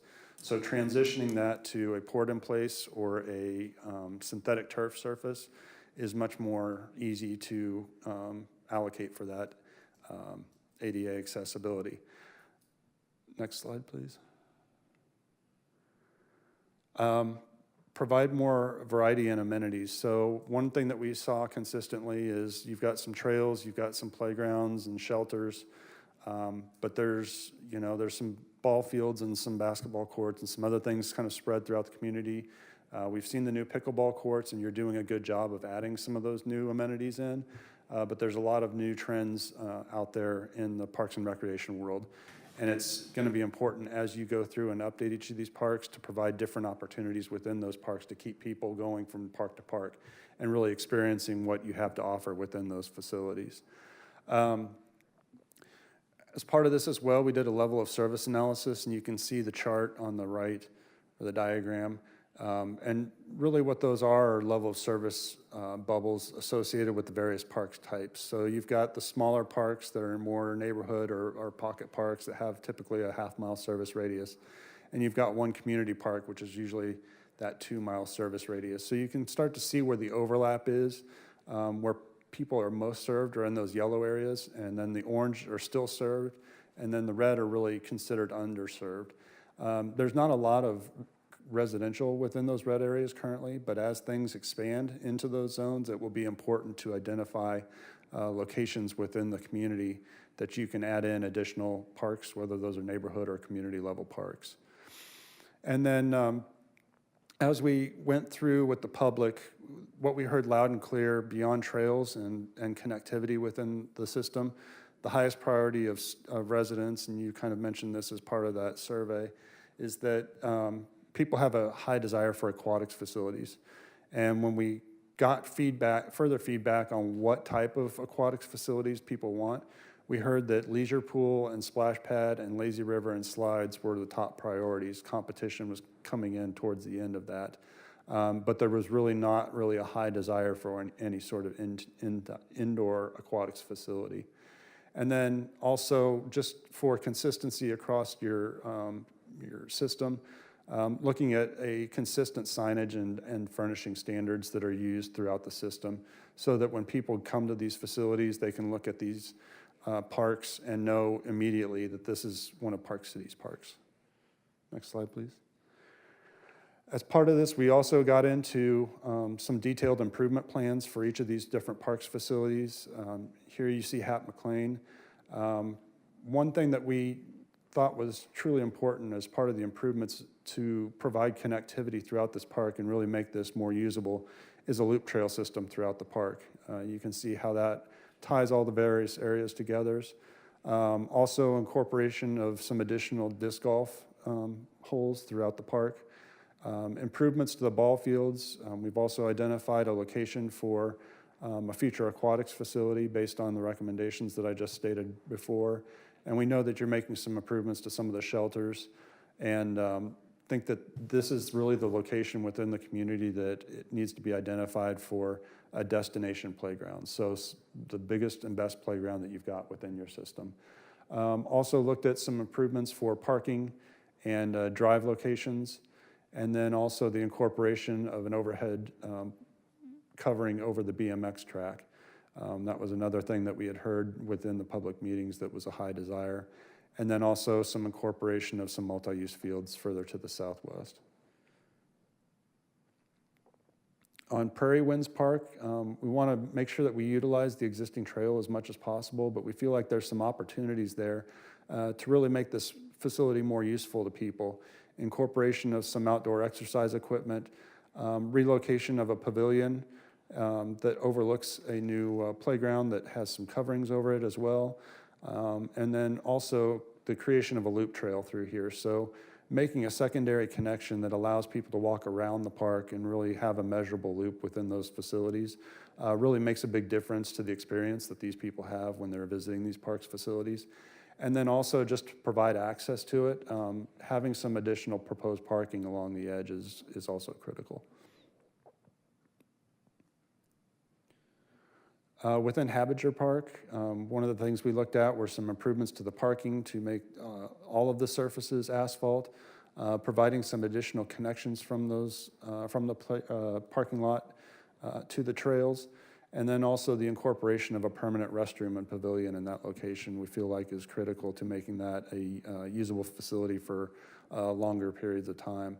We've also incorporated some opportunities for some seating along the edges, and then also kind of a boardwalk edge and what we're calling a fishing pavilion along the edge that would allow for people to go out and experience this, have a pavilion that overlooks the water and really engage the community and allow this to become a more usable facility for things like fishing derbies and some other activities within the community. And then in Poston Park, again, this one, we did realign the trail a little bit more than we did on some of the other ones, creating that measurable loop that wraps all the way around. With these three parks all connected together, we feel like there's really a great opportunity here to really have some good trail distances and make these facilities usable to the community. Incorporation of some exercise stations, again, relocation of the playground closer to the shelter, some shelter improvements, maybe incorporation of some outdoor yard games, and then really along the one edge having some additional parking incorporated into the facility. Within Jardine, incorporation of a secondary loop. We do know that there's the new trailhead parking that's been proposed along the edge there, but having a trail that actually crosses the creekway to allow for, again, that measurable loop, making some improvements to some of the pavilions, incorporation of some of the other walking areas, and then upgrades to the playground facility. And then within Osage Trail, also incorporating some additional loop trail work throughout the facility. And then along the eastern edge there, having some additional parking. There is enough distance between the existing curb and where that sidewalk hits to really incorporate some parking. Having access to that would make it a lot easier to really enhance this facility. And then incorporate an additional pavilion and then also a fishing dock out there. And then within Primrose, we know that there's some vehicular access issues just with the surfacing that's there today, upgrading that, creating some trail that wraps through there. Down the road, you might even be able to utilize the railroad easement for future trail extensions as part of this. Updating the shelter as part of this, and also having a new 5 to 12-year playground and a 2 to 5-year age range playground, and then also the incorporation of some yard game areas.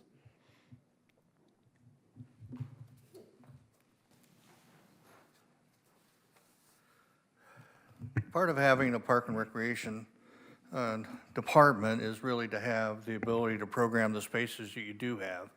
And so in the plan, we outlined some program opportunities that the city could provide to the residents in the form of summer camps, fall and spring break camps, aquatic programs, sports programs, family nights, special events, as well as senior days in the park as an example. And the reason is because you want to activate these spaces so people really feel like those spaces were really designed for them and that they can enjoy it either on a self-directed basis or on a actually programmed basis where programs are set up specifically for them or their families or their kids. In the organization, part of our work was to identify what would the organization look like. And in the process of doing that, there were identified, this would be if you move into this, and you have to know that Parks and Recreation is a 7-day-a-week operation. It's not a 5-day-a-week operation. A lot of times people don't recognize that, but it is open 7 days a week. People's expectation of the park system is to be operating on a 7-day-a-week basis. And so we incorporated, you have the full-time parks maintenance supervisor and 2 full-time staff to maintain the acres you do have. Included in that, we would need to have a full-time Parks and Recreation director, as well as to have work support from the city offices here in terms of support for marketing and communication, doing the actual financial management, capital management, safety in the parks, working with the police department, as well as program registration, because people will sign up for these programs. We need to have support to do that. And then on a full-time staff for recreation, we would have 1 full-time supervisor to oversee the program development of the programs in the park, working with contractors to help provide or teach lessons and some of the activities, hire umpires for, and officials for various games associated with that, as well as recruit and train volunteers to assist them. But the key is to having a Parks and Recreation Director that understands what management of park system is in terms of planning and implementation of this plan, how to organize programs and how to manage facilities and actually help develop them, and also understand how operational budgets work, and also how to recruit volunteers to help assist them. This is, I think, is a fair approach for a community this size. And then looking at funding options, every park system across the country utilizes anywhere from 15 to 30 different funding options. For your community here, based on what's already existing, which you do support the park system right now through property taxes, and you just passed the sales tax. Also, user fees are opportunities for people to invest in themselves. User fees basically are established based on the level of benefit a person gets over a general taxpayer. And so those usually come in the form of league fees or individual fees for classes, and those can be a service fee or a fee for associated with the activity. Permits to use facilities exclusively for their benefit or reservations. Also, for capital funding, most cities, park systems in Kansas have park impact fees, as well as they have different types of leases where they can lease pieces, especially development rights below the ground for fiber optic and other types of along trails, which gives them dollars to help support their facilities. And then external funding options, really in terms of looking at corporate sponsorships, partnerships as an example. A school district was here. Partnerships with schools are typical in most park systems.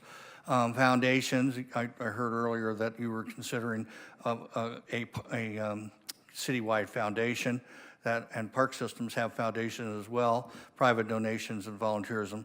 We suggested these because these are typical for a community your size.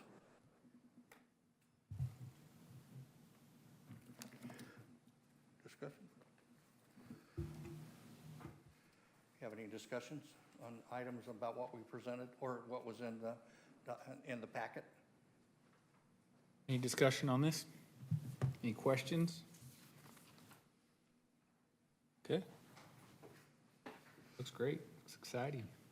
Big step. Thank you. Thank you. Thank you, guys.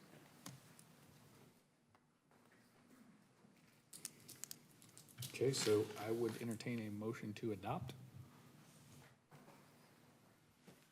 You said nobody's here from the parks? That is correct, sir. Couldn't make it tonight. Okay. Ben? Yeah, and sorry, I'm a little late to the game on this part of it there. Roughly how many participants did we see through public surveys, public engagement, interviews and such like that? And I apologize, I should have asked this 30 seconds ago. Through the online survey, we saw over 350 responses, which we felt like was a very good response based on a community of this size. It's a lot more than what we see out of a lot of communities in an online scenario. Okay.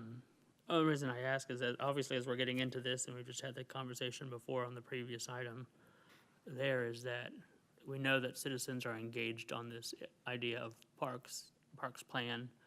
And I know this gets reiterated time and again, is approving a plan and then moving forward. And I think that there's a strong desire on the council side to begin to figure out how we begin to implement these pieces there. And so I like the plan. I know that several from the Parks Committee and I have talked about just their desire to see this really move forward. I know that they've put in many hours alongside what you all have been doing. So I would make a motion to approve the Parks Master Plan.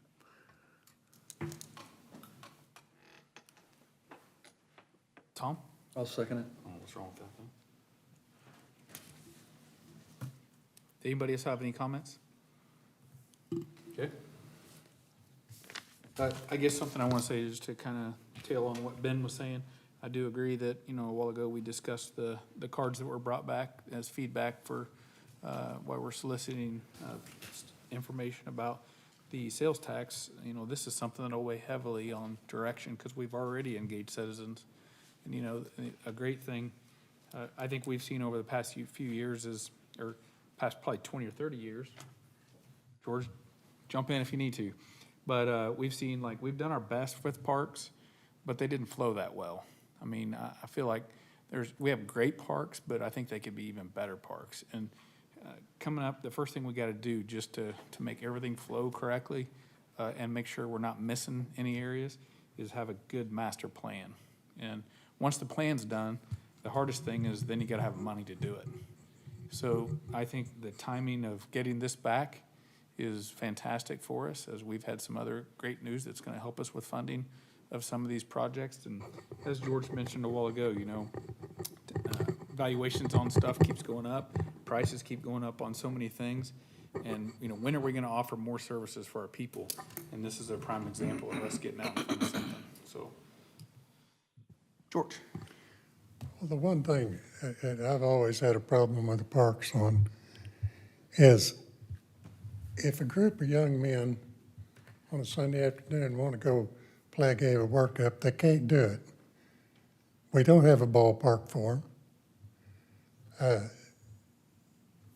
The leagues and different things take up the ballparks.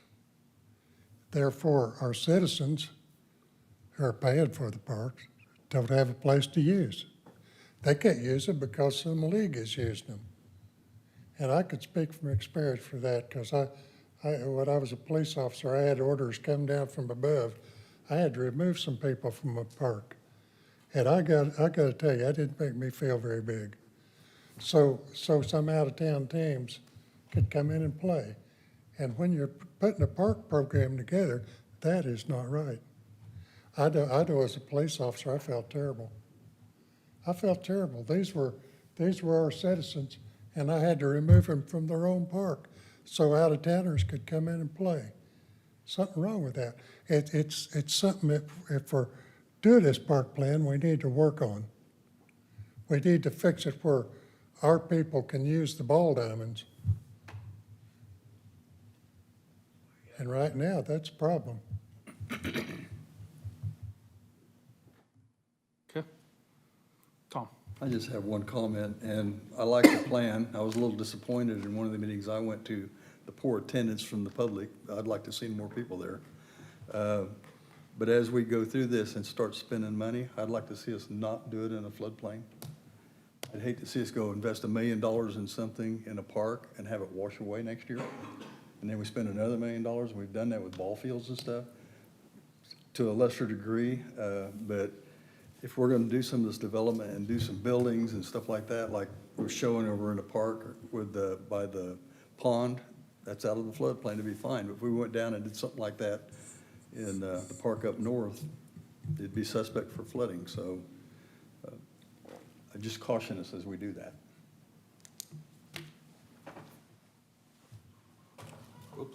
John, I did want to say something else.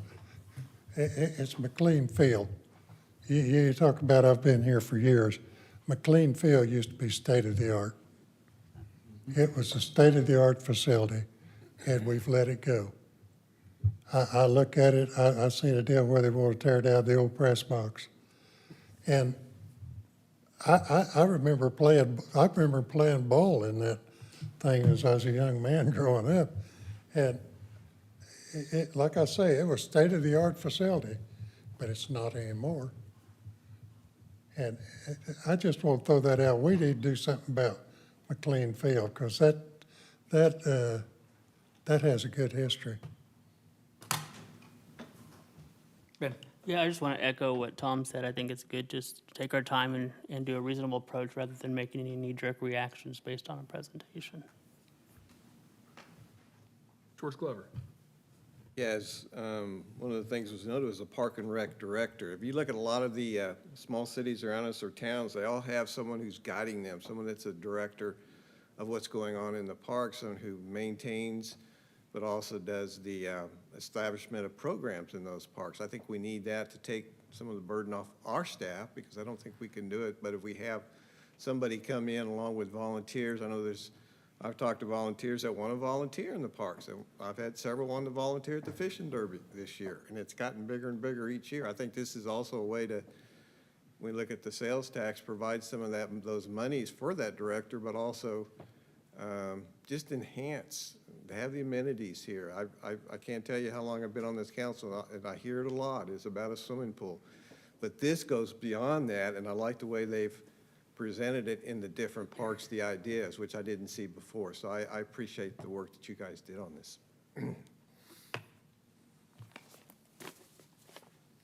Thank you. Okay. So the one thing I guess I would challenge the council, and George will probably step up with this too, but I would just like for us to challenge ourselves that we spent a lot of money to get this study done. Let's not forget about it and waste it and throw it on a shelf somewhere. Let's hold ourselves accountable and make sure that we make these parks way better and push ourselves forward to be Park City. Well, could I say something about that, John? Sure. If this comes from experience over the years past, is when we put all this together, there needs to be someone in charge of this parks program that answers to Mr. Fox. Not to anyone else, but Mr. Fox. Someone that could control that, because I could sit here and tell you horror stories. One about them blocking the entrance to the park off and stand out there charging people to come in the park. That's what I say. You can't have some outside group in charge of this. You've got to have a city manager controlling this. Okay. They got to be under his thumb. Sounds like you're a parks director too now. Well, the director of the director. All right, we have a good discussion on this. Motion by Ben, seconded by Tom. All in favor? Aye. All opposed? Motion passes 7-0. Thank you, guys.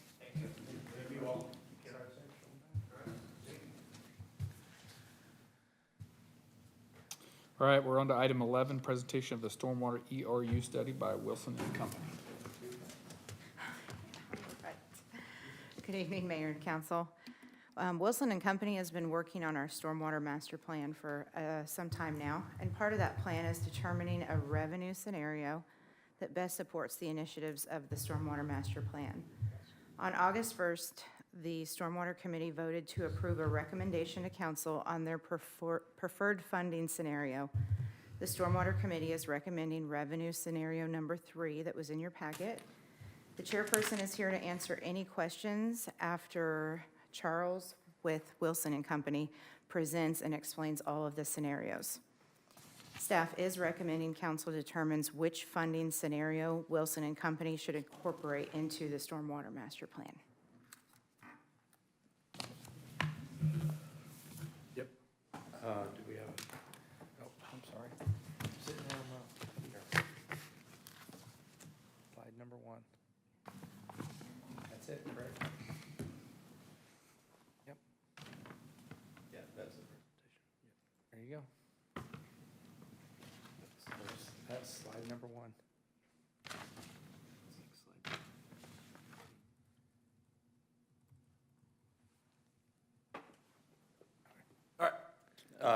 You probably moved to slide number 2 now. So, yeah, we're here to talk about the stormwater utility that we've been working on for a while. We're going to go through some goals, the implementation plan that we have. We're going to show you kind of what we found during the capital improvement process of developing these projects. Talk about the program expenses that we've worked through with Gina and the team about how we're putting together these revenue scenarios, talk about some of the rate structures we're seeing around the area, and finally get to the scenarios that we've developed for you guys. So some of the program goals that we developed as we started this whole thing is we wanted the revenue scenario from all users. That includes residential and commercial and industrial. We want this to be a legal and defensible fund utility for you guys, and we'll go through the different rate structures and everything as to how we're developing that. our initial stab, I shouldn't say our initial stab, the way we're developing this is through an equivalent residential unit program that provides that legal and defensible framework that we're looking for on this. And we're looking to develop some base rates in order to apply to not only the residential, but also the commercial and the commercial and industrial properties as well. Next slide. So as part of this implementation plan and the study that we're going through, we first were working on collecting the data. And then after we got all the data collected and everything, we went through the stormwater management program, which includes operation and maintenance, capital improvement plan, and the administrative program. And then we got through the ERU rate structure development and the revenue scenarios that we're presenting tonight. And then there will be a few additional steps after we get this initial thing as to making sure all your systems are ready for implementation of this after we get the final approval of where we're going and the public information program that we want to do to make sure the public's on board with what you guys are going to be utilizing. So this is an example of some of the stormwater problems that we're seeing in the city. As you can see, the picture on the lower right-hand side is what we typically see in these channels. They're very overgrown with vegetation. The picture on the left is a channel that was able to be maintained, was able to be accessed, and on one side of it, not the other side of it, and that's what we'll be ultimately looking to develop for you guys is maintainable facilities for these stormwater management things. This is another thing, this is another typical situation that we'd see with regards to some of the culvert head walls and everything. The one on the left, I believe, is in Channel 4, right next to the Denver culvert, and this other one where you see a lot of buildup where there can barely be any water going through the pipes that's right outside here, right in front of the Public Works facility on the other side of 61st Street. So these are some of the things we're looking to correct. When we were reviewing these channels and everything, these are other things we saw in there, a lot of debris caught up at the front of these culverts, large trees and everything from lack of maintenance, or inability, I shouldn't say lack of maintenance, inability to maintain these channels and everything. This is erosion and private property encroaching on these channels. As you can see in the upper left-hand corner, we have erosion right beneath what is a pretty steep incline up to a private property and fence. That's right there, so it's not a problem for that property right now, but in the near future, as more flows come along, that fence will be in there, and then you'll get a call from the resident that we need to fix the problem at that point in time. So some of this is to prevent the calls that your staff will get long-term. This is some other issues that we've seen at culverts. The one where the water is completely to the top of the culvert right there, that's near the Amazon facility. And this other erosion that you're seeing at the culvert, this is just north of 61st and Hydraulic.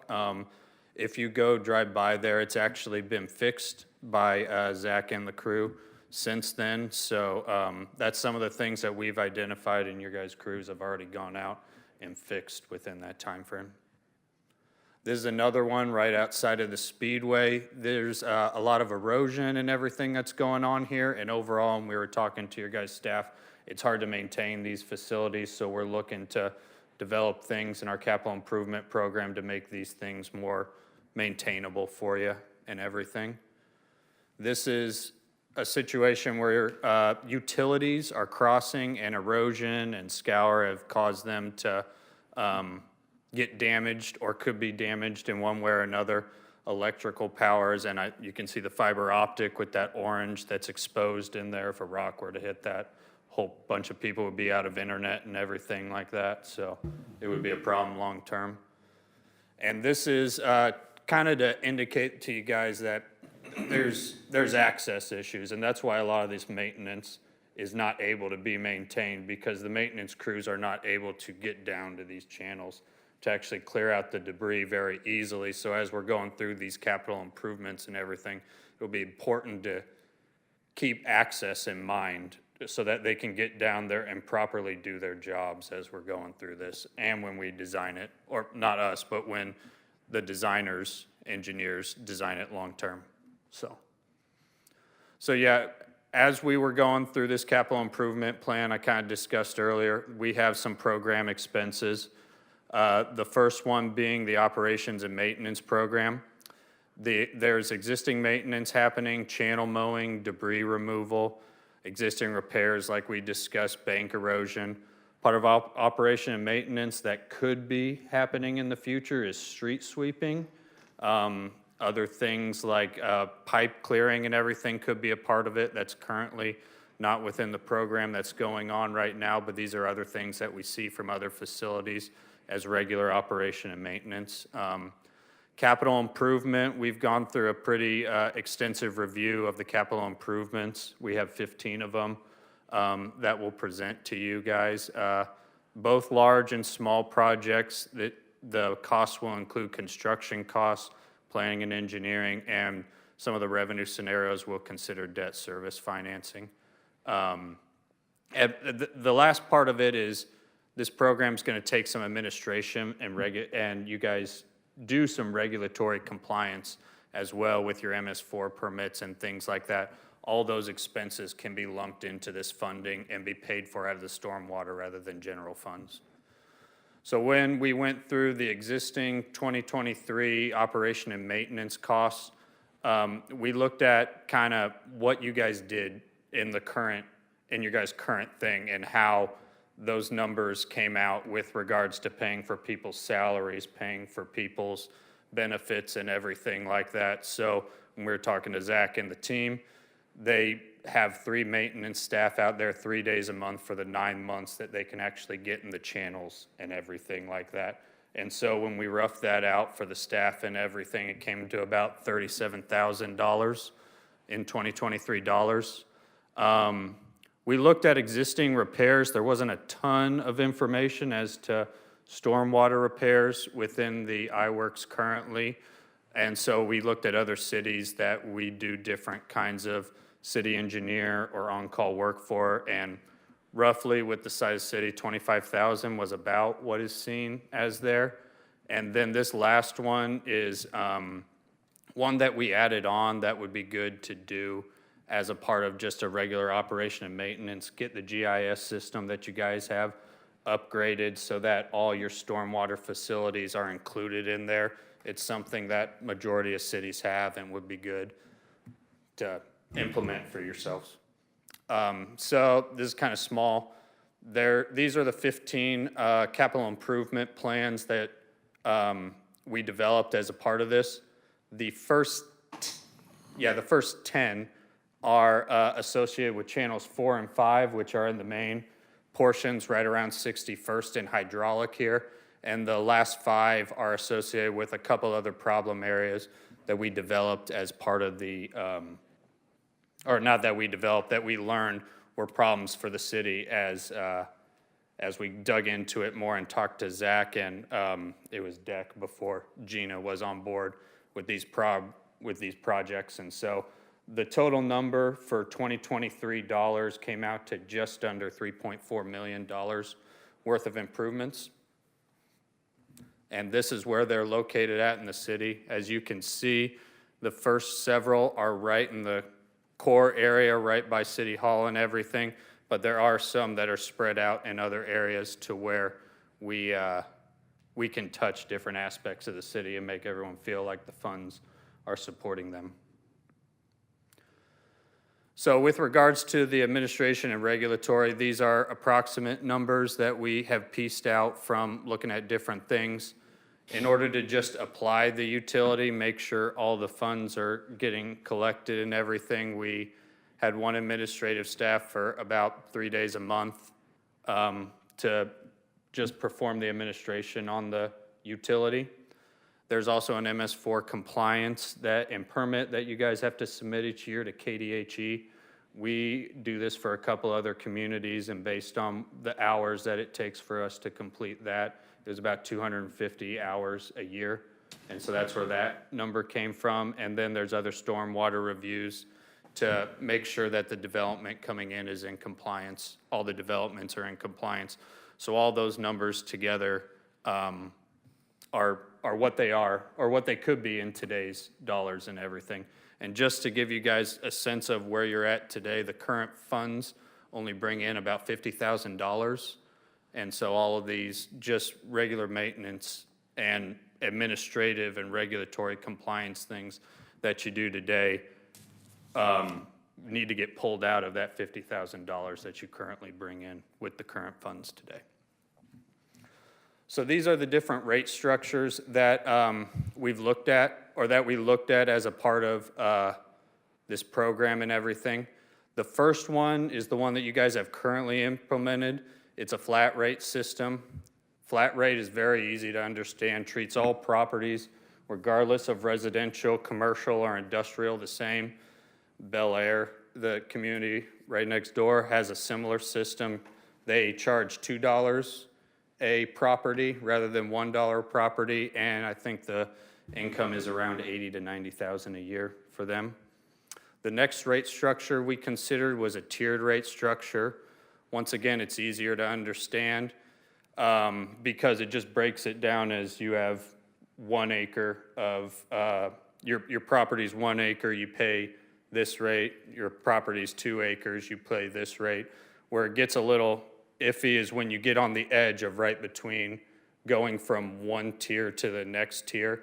Generally, that'll double your rate, and so there's a little bit of play that comes in with that. So it provides a little bit less legal and defensible because it just cuts rates right at a certain tier and everything. And the last one that we're implementing for most of our revenue scenarios on this, or all of our revenue scenarios on this, is an ERU rate structure that we'll go into in a little bit more depth coming up. It's a little bit more complicated, but it is, like I'm presenting, more legal and defensible, and other communities such as Wichita, Derby, and El Dorado all implement it. So it's being used around the area.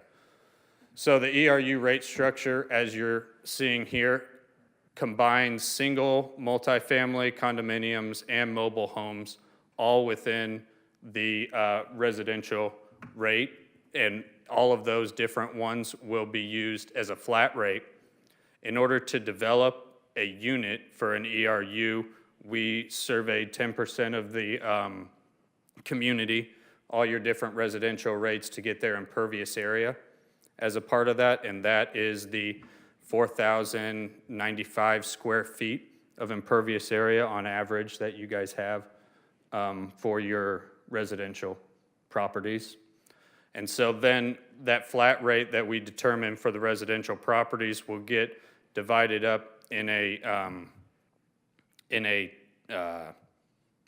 multiplied for all the commercial and industrial properties based on their impervious area against the ERU rate to get a unit, and then it'll get multiplied by the base rate. So here's an example, real simple example of how this would be applied to a commercial property. As you can see, there's 40,000 square feet of pavement, 10,000 square feet of office building. Both of those impervious areas divided by the average impervious area of the residential properties gives you 12.2 equivalent residential units. So whatever the base rate is that we would apply for the residential units, this commercial property would get charged 12.2 times that, essentially. So with regards to some of the commercial, industrial, retail properties that you have in there, this is what their equivalent residential unit rates would come out to be. You can see Amazon is 600. The Quick Trip down the street would be 16 ERUs. Spangles would be 7 ERUs, so on and so forth, just to give you an idea of what we're talking about with some of these industries, because I know there's been some discussion about how it would affect different businesses and things like that. So now we're getting into the different revenues and everything. Revenue scenario 1 and 2 we're both considering just completing one capital improvement project a year. This is kind of a pay-as-you-go system and everything. We're not going to require any bonding. One of the other things that we are considering with this is doubling the amount of maintenance that occurs as we complete these projects and get more access to the stormwater property. We're going to probably be required to increase the maintenance of it and everything, more mowing, because they're going to be able to access more property to mow and everything like that. And so the first scenario is based on an ERU rate of $3.50 per residential property. And as you can see, with we'll bring in on a 20-year program a little over $9 million with expenses of $12 million. And the expenses, as you're going to see with some of these, are going to go up because we're adding some inflationary numbers, not only for construction costs, but also for staff, staff salaries and other things like that as we go along. So with a $3.50 charge, we will come out 20-year balance with a deficit of over $3 million. So you can see with $3.50, we're not able to make a pay-as-you-go work with that. So then scenario 2, we upped that by $1 to $4.50. Same basic structure of it, completing one project a year, no bonding. We come out with a balance of just under $500,000 of negative in the revenue. And so once we discussed that and realized that wasn't a real possibility at the end of this time to only complete one project a year, the staff and the Stormwater Committee both wanted us to consider what a 20-year bond would be for some of these and completing these projects much quicker, because you're going to be taking, or you're going to be charging higher rates for this, and so it's important to show progress as we're going along. So scenario 3 is completing all the CIP projects in 4 years. This will have a 20-year municipal bond at about 5.22% is what we were seeing recently with that. And so when all that's said and done at the $4.50 ERU rate, we show that we're going to come out positive $670,000 after 20 years. And then scenario 4 is completing all the CIP projects in 6 years with the same rate, and that'll come to a little bit over $350,000. The main reason for the difference between it, while most of the things are the same, other than the 4 to 6 years, is that inflation on those construction projects are going to keep going up as we complete them later on. And so the 7.5% construction inflation that we're seeing is just going to keep going up. And so that's why you're seeing approximately $300,000 in difference there. So, and then the next slide will be kind of a overall view of all the different ones and everything. And the, as was kind of discussed, the Stormwater Committee, we met with them last week on this, and they endorsed scenario 3. That is charging $4.50 and trying to complete all 15 of these capital improvement projects in 4 years. And we got a couple members of the Stormwater Committee here to answer any questions or have discussion too. So I have another slide that will show kind of what we've completed and what the next steps are. But are there any questions on the rates or any questions on how we came to all this and everything? Ben? Yeah, so with that, who would be doing the work if we're looking at a 4-year, 6-year plan? Are we hiring that out then to do the main capital improvement portion of it with maintenance done by our staff afterwards? Is that the proposed route? In general, the way I've seen it done in the past is your public works staff would be the program director, and then they get the design out to consultants. I don't know if that's how you'd want to do it, Gina, but that's how it would typically be done. So, Okay. So the work would be hired out to begin. The design work would be hired out, yeah. Engineering, contracts, design, built, and then maintenance provided by Public Works on the backside. Okay, thank you. Because once the facilities are approved and they have access to the area and they can get back there, they can go ahead and maintain it. So, Thank you. yes, sir. Any other questions? Comments? I just got clarification. So the 450 is a month, correct? Yes, a month for. I don't remember you saying that. That's why I wanted to bring it up.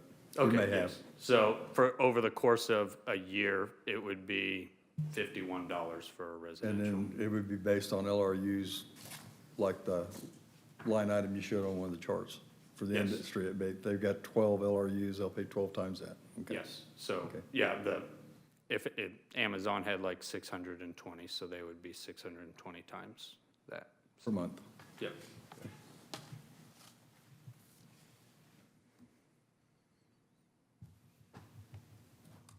George? I cautioned before, being an old man, I remember a lot of things. One of them is Wichita used to be a packing industry powerhouse. Used to have one of the biggest stockyards. But what did they do? The packing houses and stuff, they taxed them, surtax, if you want to call it. That's what I call this, a tax. But they surtaxed them until all their stuff went to, it's all in western Kansas now. There's not a big stockyard no more. There's no packing industry, it's all out in western Kansas. They were happy to get them. And all those low-skill, high-paying jobs went west. And we want to be very careful that we don't tax our businesses to where they want to go somewhere where they don't want to tax them that high. I think I just preach caution.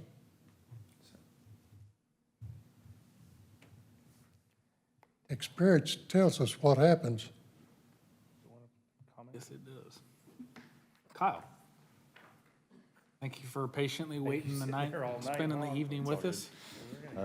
Yeah, Kyle Lang, I'm the chairman of the Stormwater Board. Yeah, like they talked about with the slide, we're sitting at $1 a month for residents. I believe businesses are $5 a month, and like you showed on there, that basically just covers the bare minimum, and that was before inflation. So, you know, $1 a month, we're not doing anything. Nothing's happening. It's, you know, it's just some weed management. Spray some riprap every once in a while. We supported the option 3 with the bonding because we felt it was important for citizens to see some sort of return on these increased rates. For, you know, if the businesses are coming in and they're throwing down pavement and parking lots, that's contributing a lot more to the problem than a new homeowner is. And so we felt that this was an equitable model to shift a lot of that financial responsibility onto those businesses that are putting in the pavement. We felt like this was a responsible rate. It will allow us to see some progress sooner, faster. One of the things I had recommended, which I think can apply towards that MS4 permit, was some sort of signage on a post or something, just explaining once the project's done where that funding came from. You know, you see it a lot with streets and updated pavement, you know, whatnot, but something tangible that people can see where that money went to, because it kind of just gets washed away, for poor pun, but it really would be, you know, if you had some sort of consistent signage with something to put up so people kind of see where that money is going. I get the idea of the verbiage of tax, but it really is more of like a utility rate, because it's kind of in the same areas as a lot of the, you know, the telecom, the water, a lot of the underground stuff. And so it's more of a utility service than it really is a tax, but I mean, it's semantics at a certain point too, so. I wouldn't argue with you on that. I wouldn't. That's fair. So, but yeah, again, I can answer any questions. I sat on the committee for a few years, and we've talked about doing a lot of things and haven't seen a whole lot of progress, but I know that I know that the city's doing what they can with the funds available to them. It's just at the current funding rate, not a lot you can do, so. Ben? Thank you, Kyle.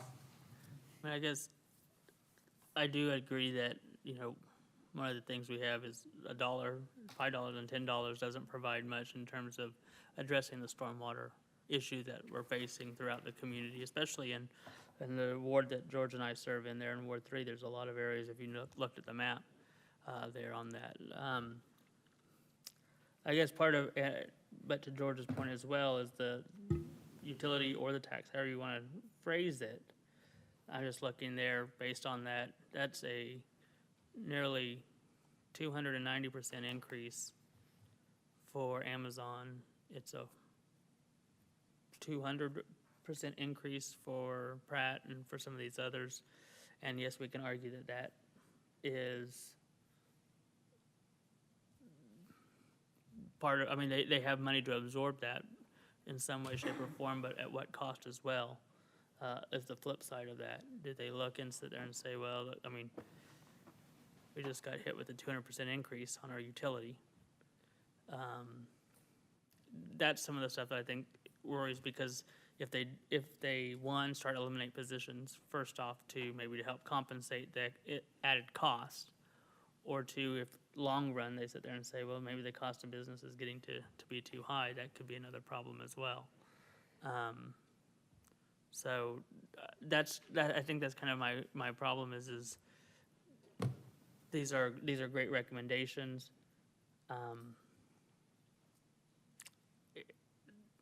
I just don't know if I'm sold that that's the route we need to go, big picture, and not at the sake of discounting the work that's gone into it by stormwater, because I've served with you all for a number of years on that piece as well. It's what's that right portion to it. So I guess I'm still not quite there. I'll tell you, and I sat in on one of the meetings, and when we talked about scenario 1 and 2, and I just have a hard time getting any steam behind that. I just feel like when people start paying, whether it's $350, $450, or whatever it is, but for them to have to wait 6 or 8 years to see anything even happen, it's like, it's just the government taking my money again, and I'm not getting anything out of it. And to me, the scenario 3 and 4, they're going to start seeing action happen very fast.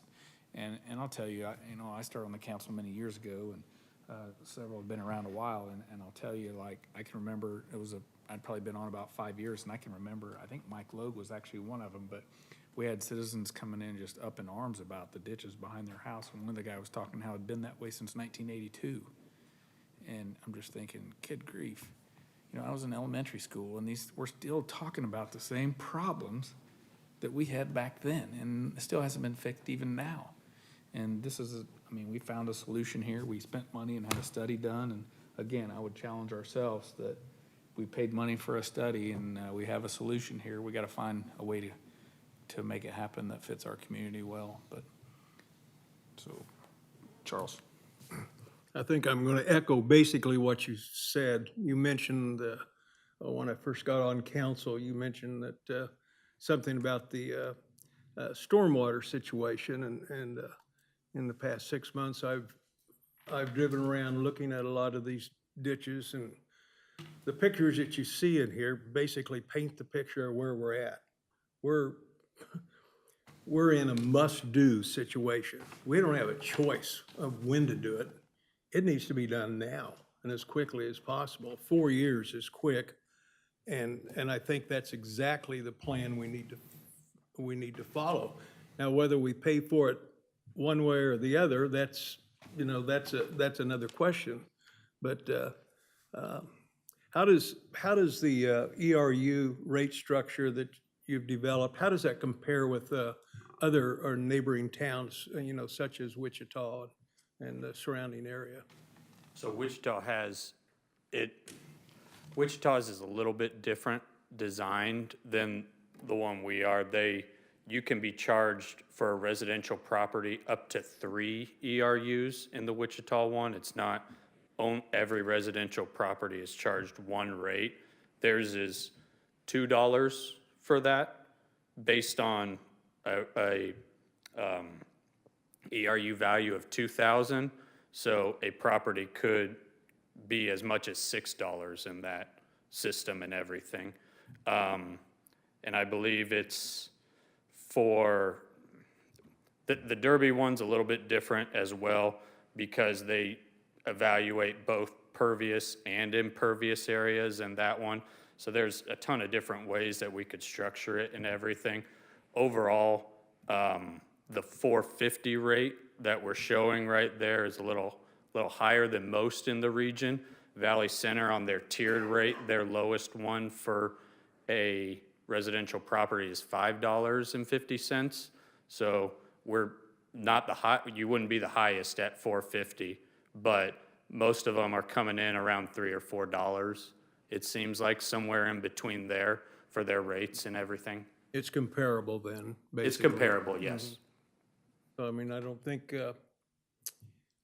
it's anything that people would throw too big a fit about, especially if they're seeing some progress on this. And there might be some other funding methods that we could throw at it too. I'm not really sure what they might be, but I think there's other possibilities too that might alleviate some of that. But I think the work that you guys have done on this is phenomenal, and I would hate to let us see this thing go another 20 years and not do anything. We can't. Thank you, Charles. Tom? I was gonna say, I was sitting here looking at the June 22nd meeting minute, or the packet, and they were talking about in here on Andover, and how would, they've got a more confusing rate. It's tiered up to 5 acres, or more than 5 acres, but then the multifamily and the non-residential, it's basically the same thing, but it's at a higher rate. And so you're not penalizing the true residentials versus the businesses. And did you look at that and what the dollars would generate using something like that instead of the just flats 450? I did do one kind of, we didn't include it in one of the scenarios, but in order to generate the same amount, it would kind of go 3, 9, 10, but the top rate for like the Amazons and all that would end up being like 120 for that and everything. So what we were seeing was, can you go back a slide, Sean? So when you're looking at the revenue that you're creating there, right, on those ones, a lot more of the burden gets shifted towards the residential when we were trying to do the tiered rate, rather than almost 2/3 of it being shifted more towards the industrial and commercial, which will have the larger impervious areas and everything like that. So when I looked at the tiered rates, it started to shift the burden of the utility more towards the residential rather than the commercial. So it can be done that way, and you can produce the same revenue essentially with different rates and everything like that. So however you wanted to do it could be done to produce the same revenue, just the rate structure and everything would need to be tweaked a little bit more with the tiered thing. And I'd like to make a comment I made before. 15, 16 years ago, I took a team, we walked every ditch in the center part of Park City and made a recommendation. City council gave us $20,000. They spent it on something else before we could invest it in anything, so we've been just pushing this down the road. George? Well, there's an idea here that we've done nothing. That's not true. We have done a lot. We used to flood down on where Mobile Drive and Denver and all those come together. That used to flood. It doesn't flood anymore because we cured that. They built the big retention pond over by the Chisholm Trail Elementary School. And out of that field, all that water come through there, come down Beaumont into the ditch, through the park, and flooded that area down there. Now, that doesn't happen anymore.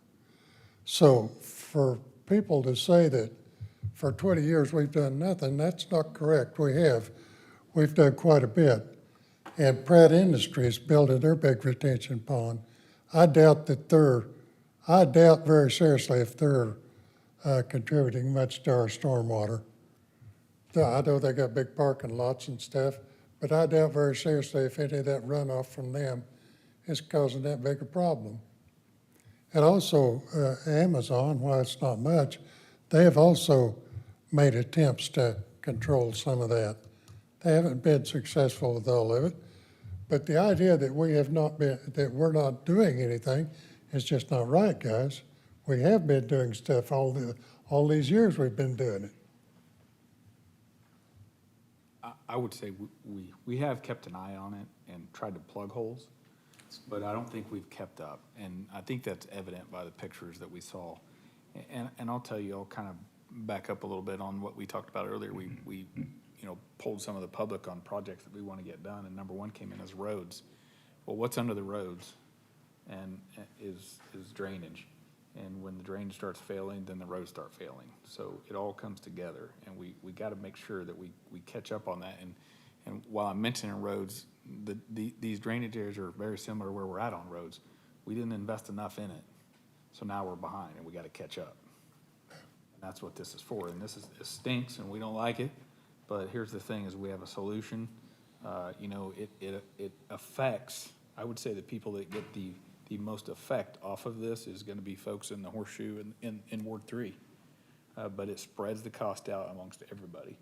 And we know that, it's hard to point a finger at whose fault it really is, but it doesn't matter. Well, John, I understand what you're saying.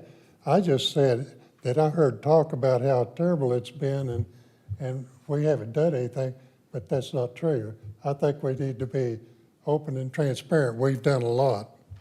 It's not enough. I agree with you, John, it's not enough.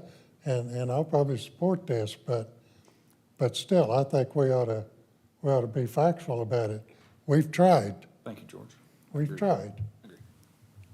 Agreed. Ben? So tonight, also with this, we're not, if I understand the motion right, we're not approving this rate change plan tonight and an idea and a goal to bond. We're just accepting the recommendation from the Stormwater Committee at this point. So as part of this, and you mentioned, the survey results that we're seeing from the sales tax is that we can look and say, hey, is there a portion of the sales tax revenue that we see that we could apply to paying part of this bond down? So it's not, again, I have a hard time with is if we're setting this ERU at 450 and again, taking the units, we're looking at increasing some places 200%. They're going from a $10 bill to which I'm not saying that that's not a right figure. I'm not saying that at all, but going from that to almost 3,000. And that's a big piece to go from one to the next, if that makes sense. We're not any sort of sliding or anything like that. So I think I appreciate the work. I'm in favor of understanding we got a problem we got to fix, and we have to address it. There's no ands, ifs, or buts about it. I just knowing that we have time to maybe look through and talk through some solutions. And maybe I'm still in the minority on that. That's fine. That's how this works sometimes. I just think there could be some possibilities for the way we could look to help fund some of this. Tom? I was going to say in response to not saying we've done anything, we've done stuff, but it's been forced in the past. We were losing manholes into a ditch, so we had to build a wall along it. We were losing roads, so we had to build concrete infrastructure around it to stop that. We've done some things, but it was, golly, we got to do this or we're going to lose the road, type thing. It wasn't planned. So this is a plan, so. Sure. Charles? Okay, just a quick thought on when you mentioned a property like Pratt Industries that has a fairly substantial water recovery system there. Would it be impossible to, when a business is taking care of a lot of their own water problems, the runoff, to give them a credit back? You assess them a certain rate based on their square footage, but then credit back for those who are taking care of a portion of it. So that's part of what we're going to be evaluating next and working with the committee and staff is talking about credits, exemptions, and other things like that. With regards to a development, putting in their own facilities, since it's a requirement to put in these facilities to develop in the city, I don't know if a credit would be the right approach, considering you're requiring them to do that. So you'd be giving a credit on something that's required. So that's kind of the discussion that would need to be had at that point in time. Since it is a utility, usually what we see with this is most of the credits or exemptions that we see are in other city facilities will exempt any city property or anything, because that's basically just taking the revenue from one pocket and putting it in the other. But other than that, that's the majority of the exemptions or credits that we'd see with regards to this. But there's a whole different kind of credits and all different kinds of things that we'll discuss when we start doing ordinance and policies and things like that with Okay, the yeah, team. I understand.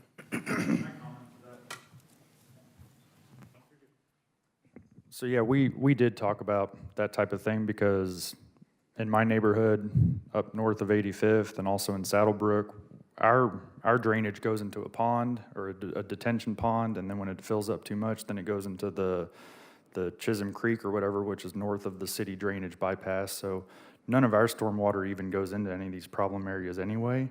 And so what we looked at was, well, if you start carving out everybody who doesn't contribute to the problem, you're basically left with the people who are suffering from the problem, and any payment that the people who aren't contributing to it don't fund into the system falls on their shoulders, and those are already lower income areas who can't afford it anyway. So, you know, I mean, from a homeowner perspective, you know, this rate from 1 to whatever this ERU is worth, $4 or something, I mean, that's 400% increase on us too, and some of us aren't even contributing to it anyway. But we looked at it as collectively being a part of the city at large and as a whole, that we all benefit by all chipping in and all helping to solve the problem too. So we did discuss that type of scenario of, well, if we're not contributing to it, then why do we pay into it? And it really is a collective effort. So we did talk about that. Now, that decision ultimately rests on council for what you want to do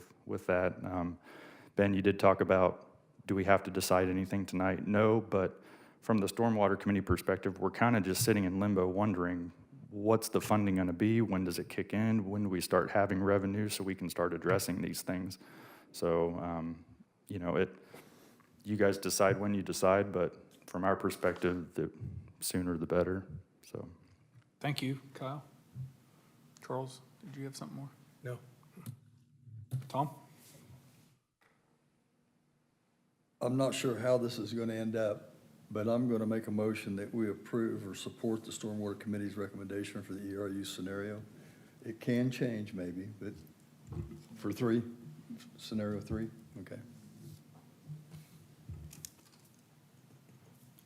Brandy? I'll second that motion. Very good. Thank you, Tom.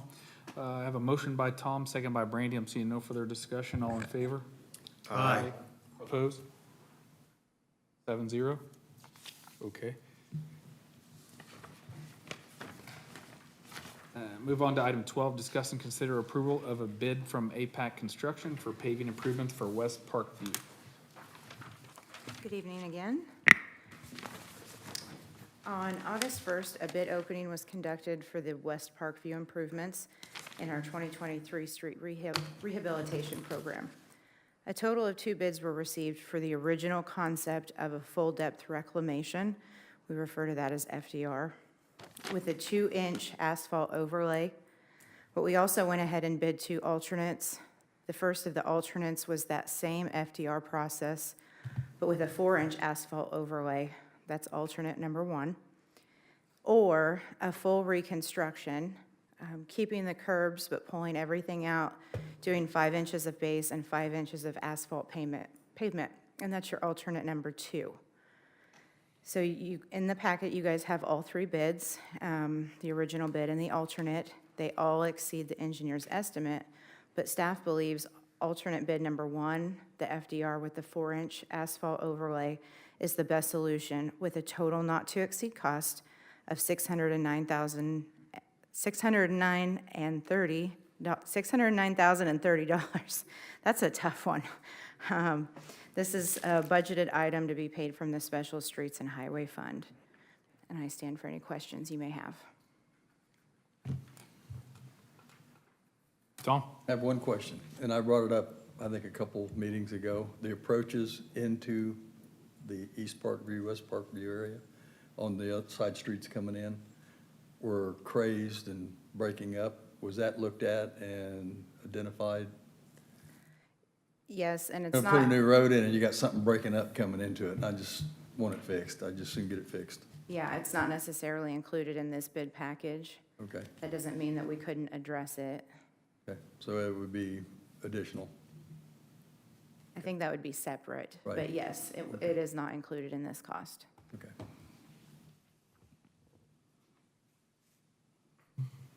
Ben? Again, make a motion to approve alternate bid 1 tabulation and authorize the mayor to finalize and execute a contract with APAC Construction in an amount not to exceed $609,030 to be paid from the Special Streets and Highway Fund. Charles? I'll second that, and I had one more question for you, though. When we were looking at doing roughly 50% of the horseshoe, there was a additional, 75 feet or something like that? Does this go ahead and include that? It does. This goes all the way to Kingman. So, Okay. and that is a pretty natural split between the different processes that have been done on West Parkview versus East Parkview. And so Yes. that made sense to stop there at Kingman, and this reflects that. Okay. My second stands. Thank you. Any further discussion on that? All right, motion by Ben, second by Charles. All in favor? Aye. All opposed? Motion passes 7-0. Thank you, Gene. All right, item 13, discuss and consider approval of a contract with Pulled, sir. Enterprise. Item number 13, polled. I don't think we pulled it on the, it's okay. We just take no action, we'll go to the next one. Okay. Okay, item 14, discuss and consider authorizing new staff positions for police and information technology. Chief? Mr. Mayor, council members, at the budget workshop 2 weeks ago, at that time I presented a proposal for additional staff positions in the police department and for information technology. At this time, I'm asking for the council's official authorization to add these positions. The additional positions I'm recommending for approval are as follows. That would be 2 police officers for patrol, 1 detective, 1 administrative assistant in police records, and 1 information technology assistant. Matrix Consulting Group recommended the immediate addition of all 5 of these positions in their staffing study, and I concur with their recommendations. Due to the personnel vacancies that have occurred, there are sufficient funds available in the general fund to cover the cost of the detective, the administrative assistant, and the IT assistant positions for the remainder of this budget year of 2023, if these positions are filled. Therefore, I ask the council to authorize the 2 police officer positions, but I recommend not budgeting those funds at this time. The police department currently has 3 vacant police officer positions that we're trying to fill.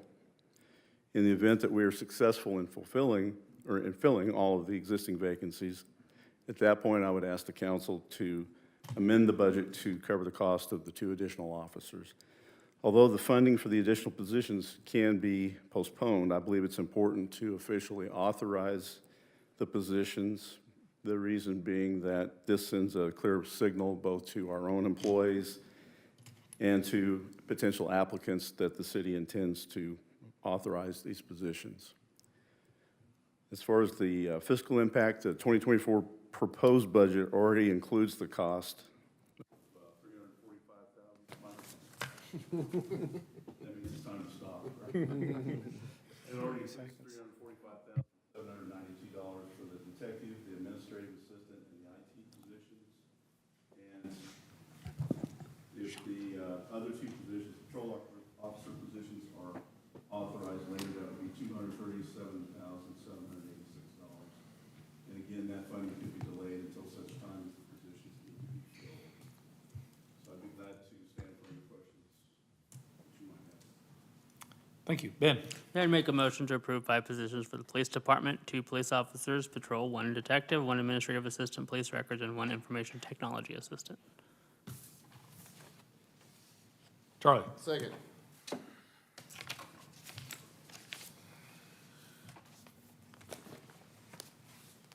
Okay, a motion and a second. Is there any questions of the chief? All right, all in favor? Aye. All opposed? Motion passes 7-0. Thank you, chief.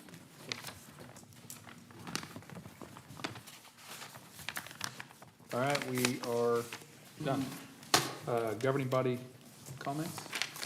Jim has nothing tonight. Brandon? It's been a long night. I have nothing tonight. I have nothing, Jim. Have nothing. Charles? Just a quick shout out for George. I appreciate all of your input in your years and years of knowledge. And, you know, sometimes I have a little trouble following exactly what you're saying, but I finally get there and understand what you mean. And I appreciate you, you know, and you've done I think, you know, I'm new here, but I think you've done a wonderful job as a councilman, and I appreciate that. Well, thank you, Charlie. Ben? Yeah, so I don't have a lot other than saying, I do want to be clear, I do understand who I work for, and that's the citizens that put their faith and trust in me at the ballot box every 4 years, and I appreciate that very much, and it's not lost on me or the responsibility that I bear by sitting in this seat and making the decisions. So I want to be very clear on that. Second piece is I'm over 40 now, so I want to go home and go to bed. George? I don't have anything tonight. Nothing, Mayor. Okay. I guess I do want to recognize our Stormwater Management Advisory Board tonight, and that was a huge milestone for them. They've worked their tails off meeting. I mean, it was clear back into COVID, and but Kyle Lang's done a great job, Mike Logue, Terry Ford, who's here tonight, Jeff Stone, and Dennis Patterson. So I say thank you to each of those public servants who have stepped up and done a fantastic job. As we've talked tonight about the drainage issue that Park City's had for many years, you know, several of these folks that are on this board, they're not even directly affected by the ditches, but they took pride in us as a community to try to make it better. So I say thank you guys for all the work that you did on it. So the next thing I wanted to mention, this council is really starting to, you know, over the last few years, we've changed some funding stuff, and we're really starting to see things come to fruition. You know, our downtown plan, the Star Bond stuff. We recently had success with the HHR facility. And obviously, we heard about the Wyandottes court ruling, so they're going to proceed. I just want to say that I feel like what we did tonight with the ditches is a huge step for our city. The people have seen nothing happen, even though there was stuff, we were plugging holes and things were happening, it just wasn't enough. I think that's huge. And then right before that, we discussed the Parks Master Plan, which is a huge thing. I think people are going to start seeing where their money's being spent and start getting a return on it. So very exciting times for that. And lastly, but definitely not least, is the roads. We're getting ready to see our road projects start taking shape again. If you guys will remember, we've upped our funding to improving roads to $1 million this year, and next year will be even higher than that. So I want to say congratulate the council for the next step and staying on track, and I'm hoping that, you know, we'll continue to hold each other accountable and make sure this money we spent on all these studies and plans, that we make them happen. So thanks to each of you guys. The last thing I want to mention is our home permits. After the month of June, I don't have July's yet, but the month of June, we are at 93, which all of last year, we only had 32. And then in 2021 was 101. So we're on track to beat anything we've done since at least 2015, as far back as I go. So I think that's a pretty exciting step. So next, I would entertain a non-debatable motion to adjourn. Motion by Ben. seconded by Charlie. What? Motion by Ben, seconded by Charlie. All in favor? Aye. Opposed? Motion passes 7-0.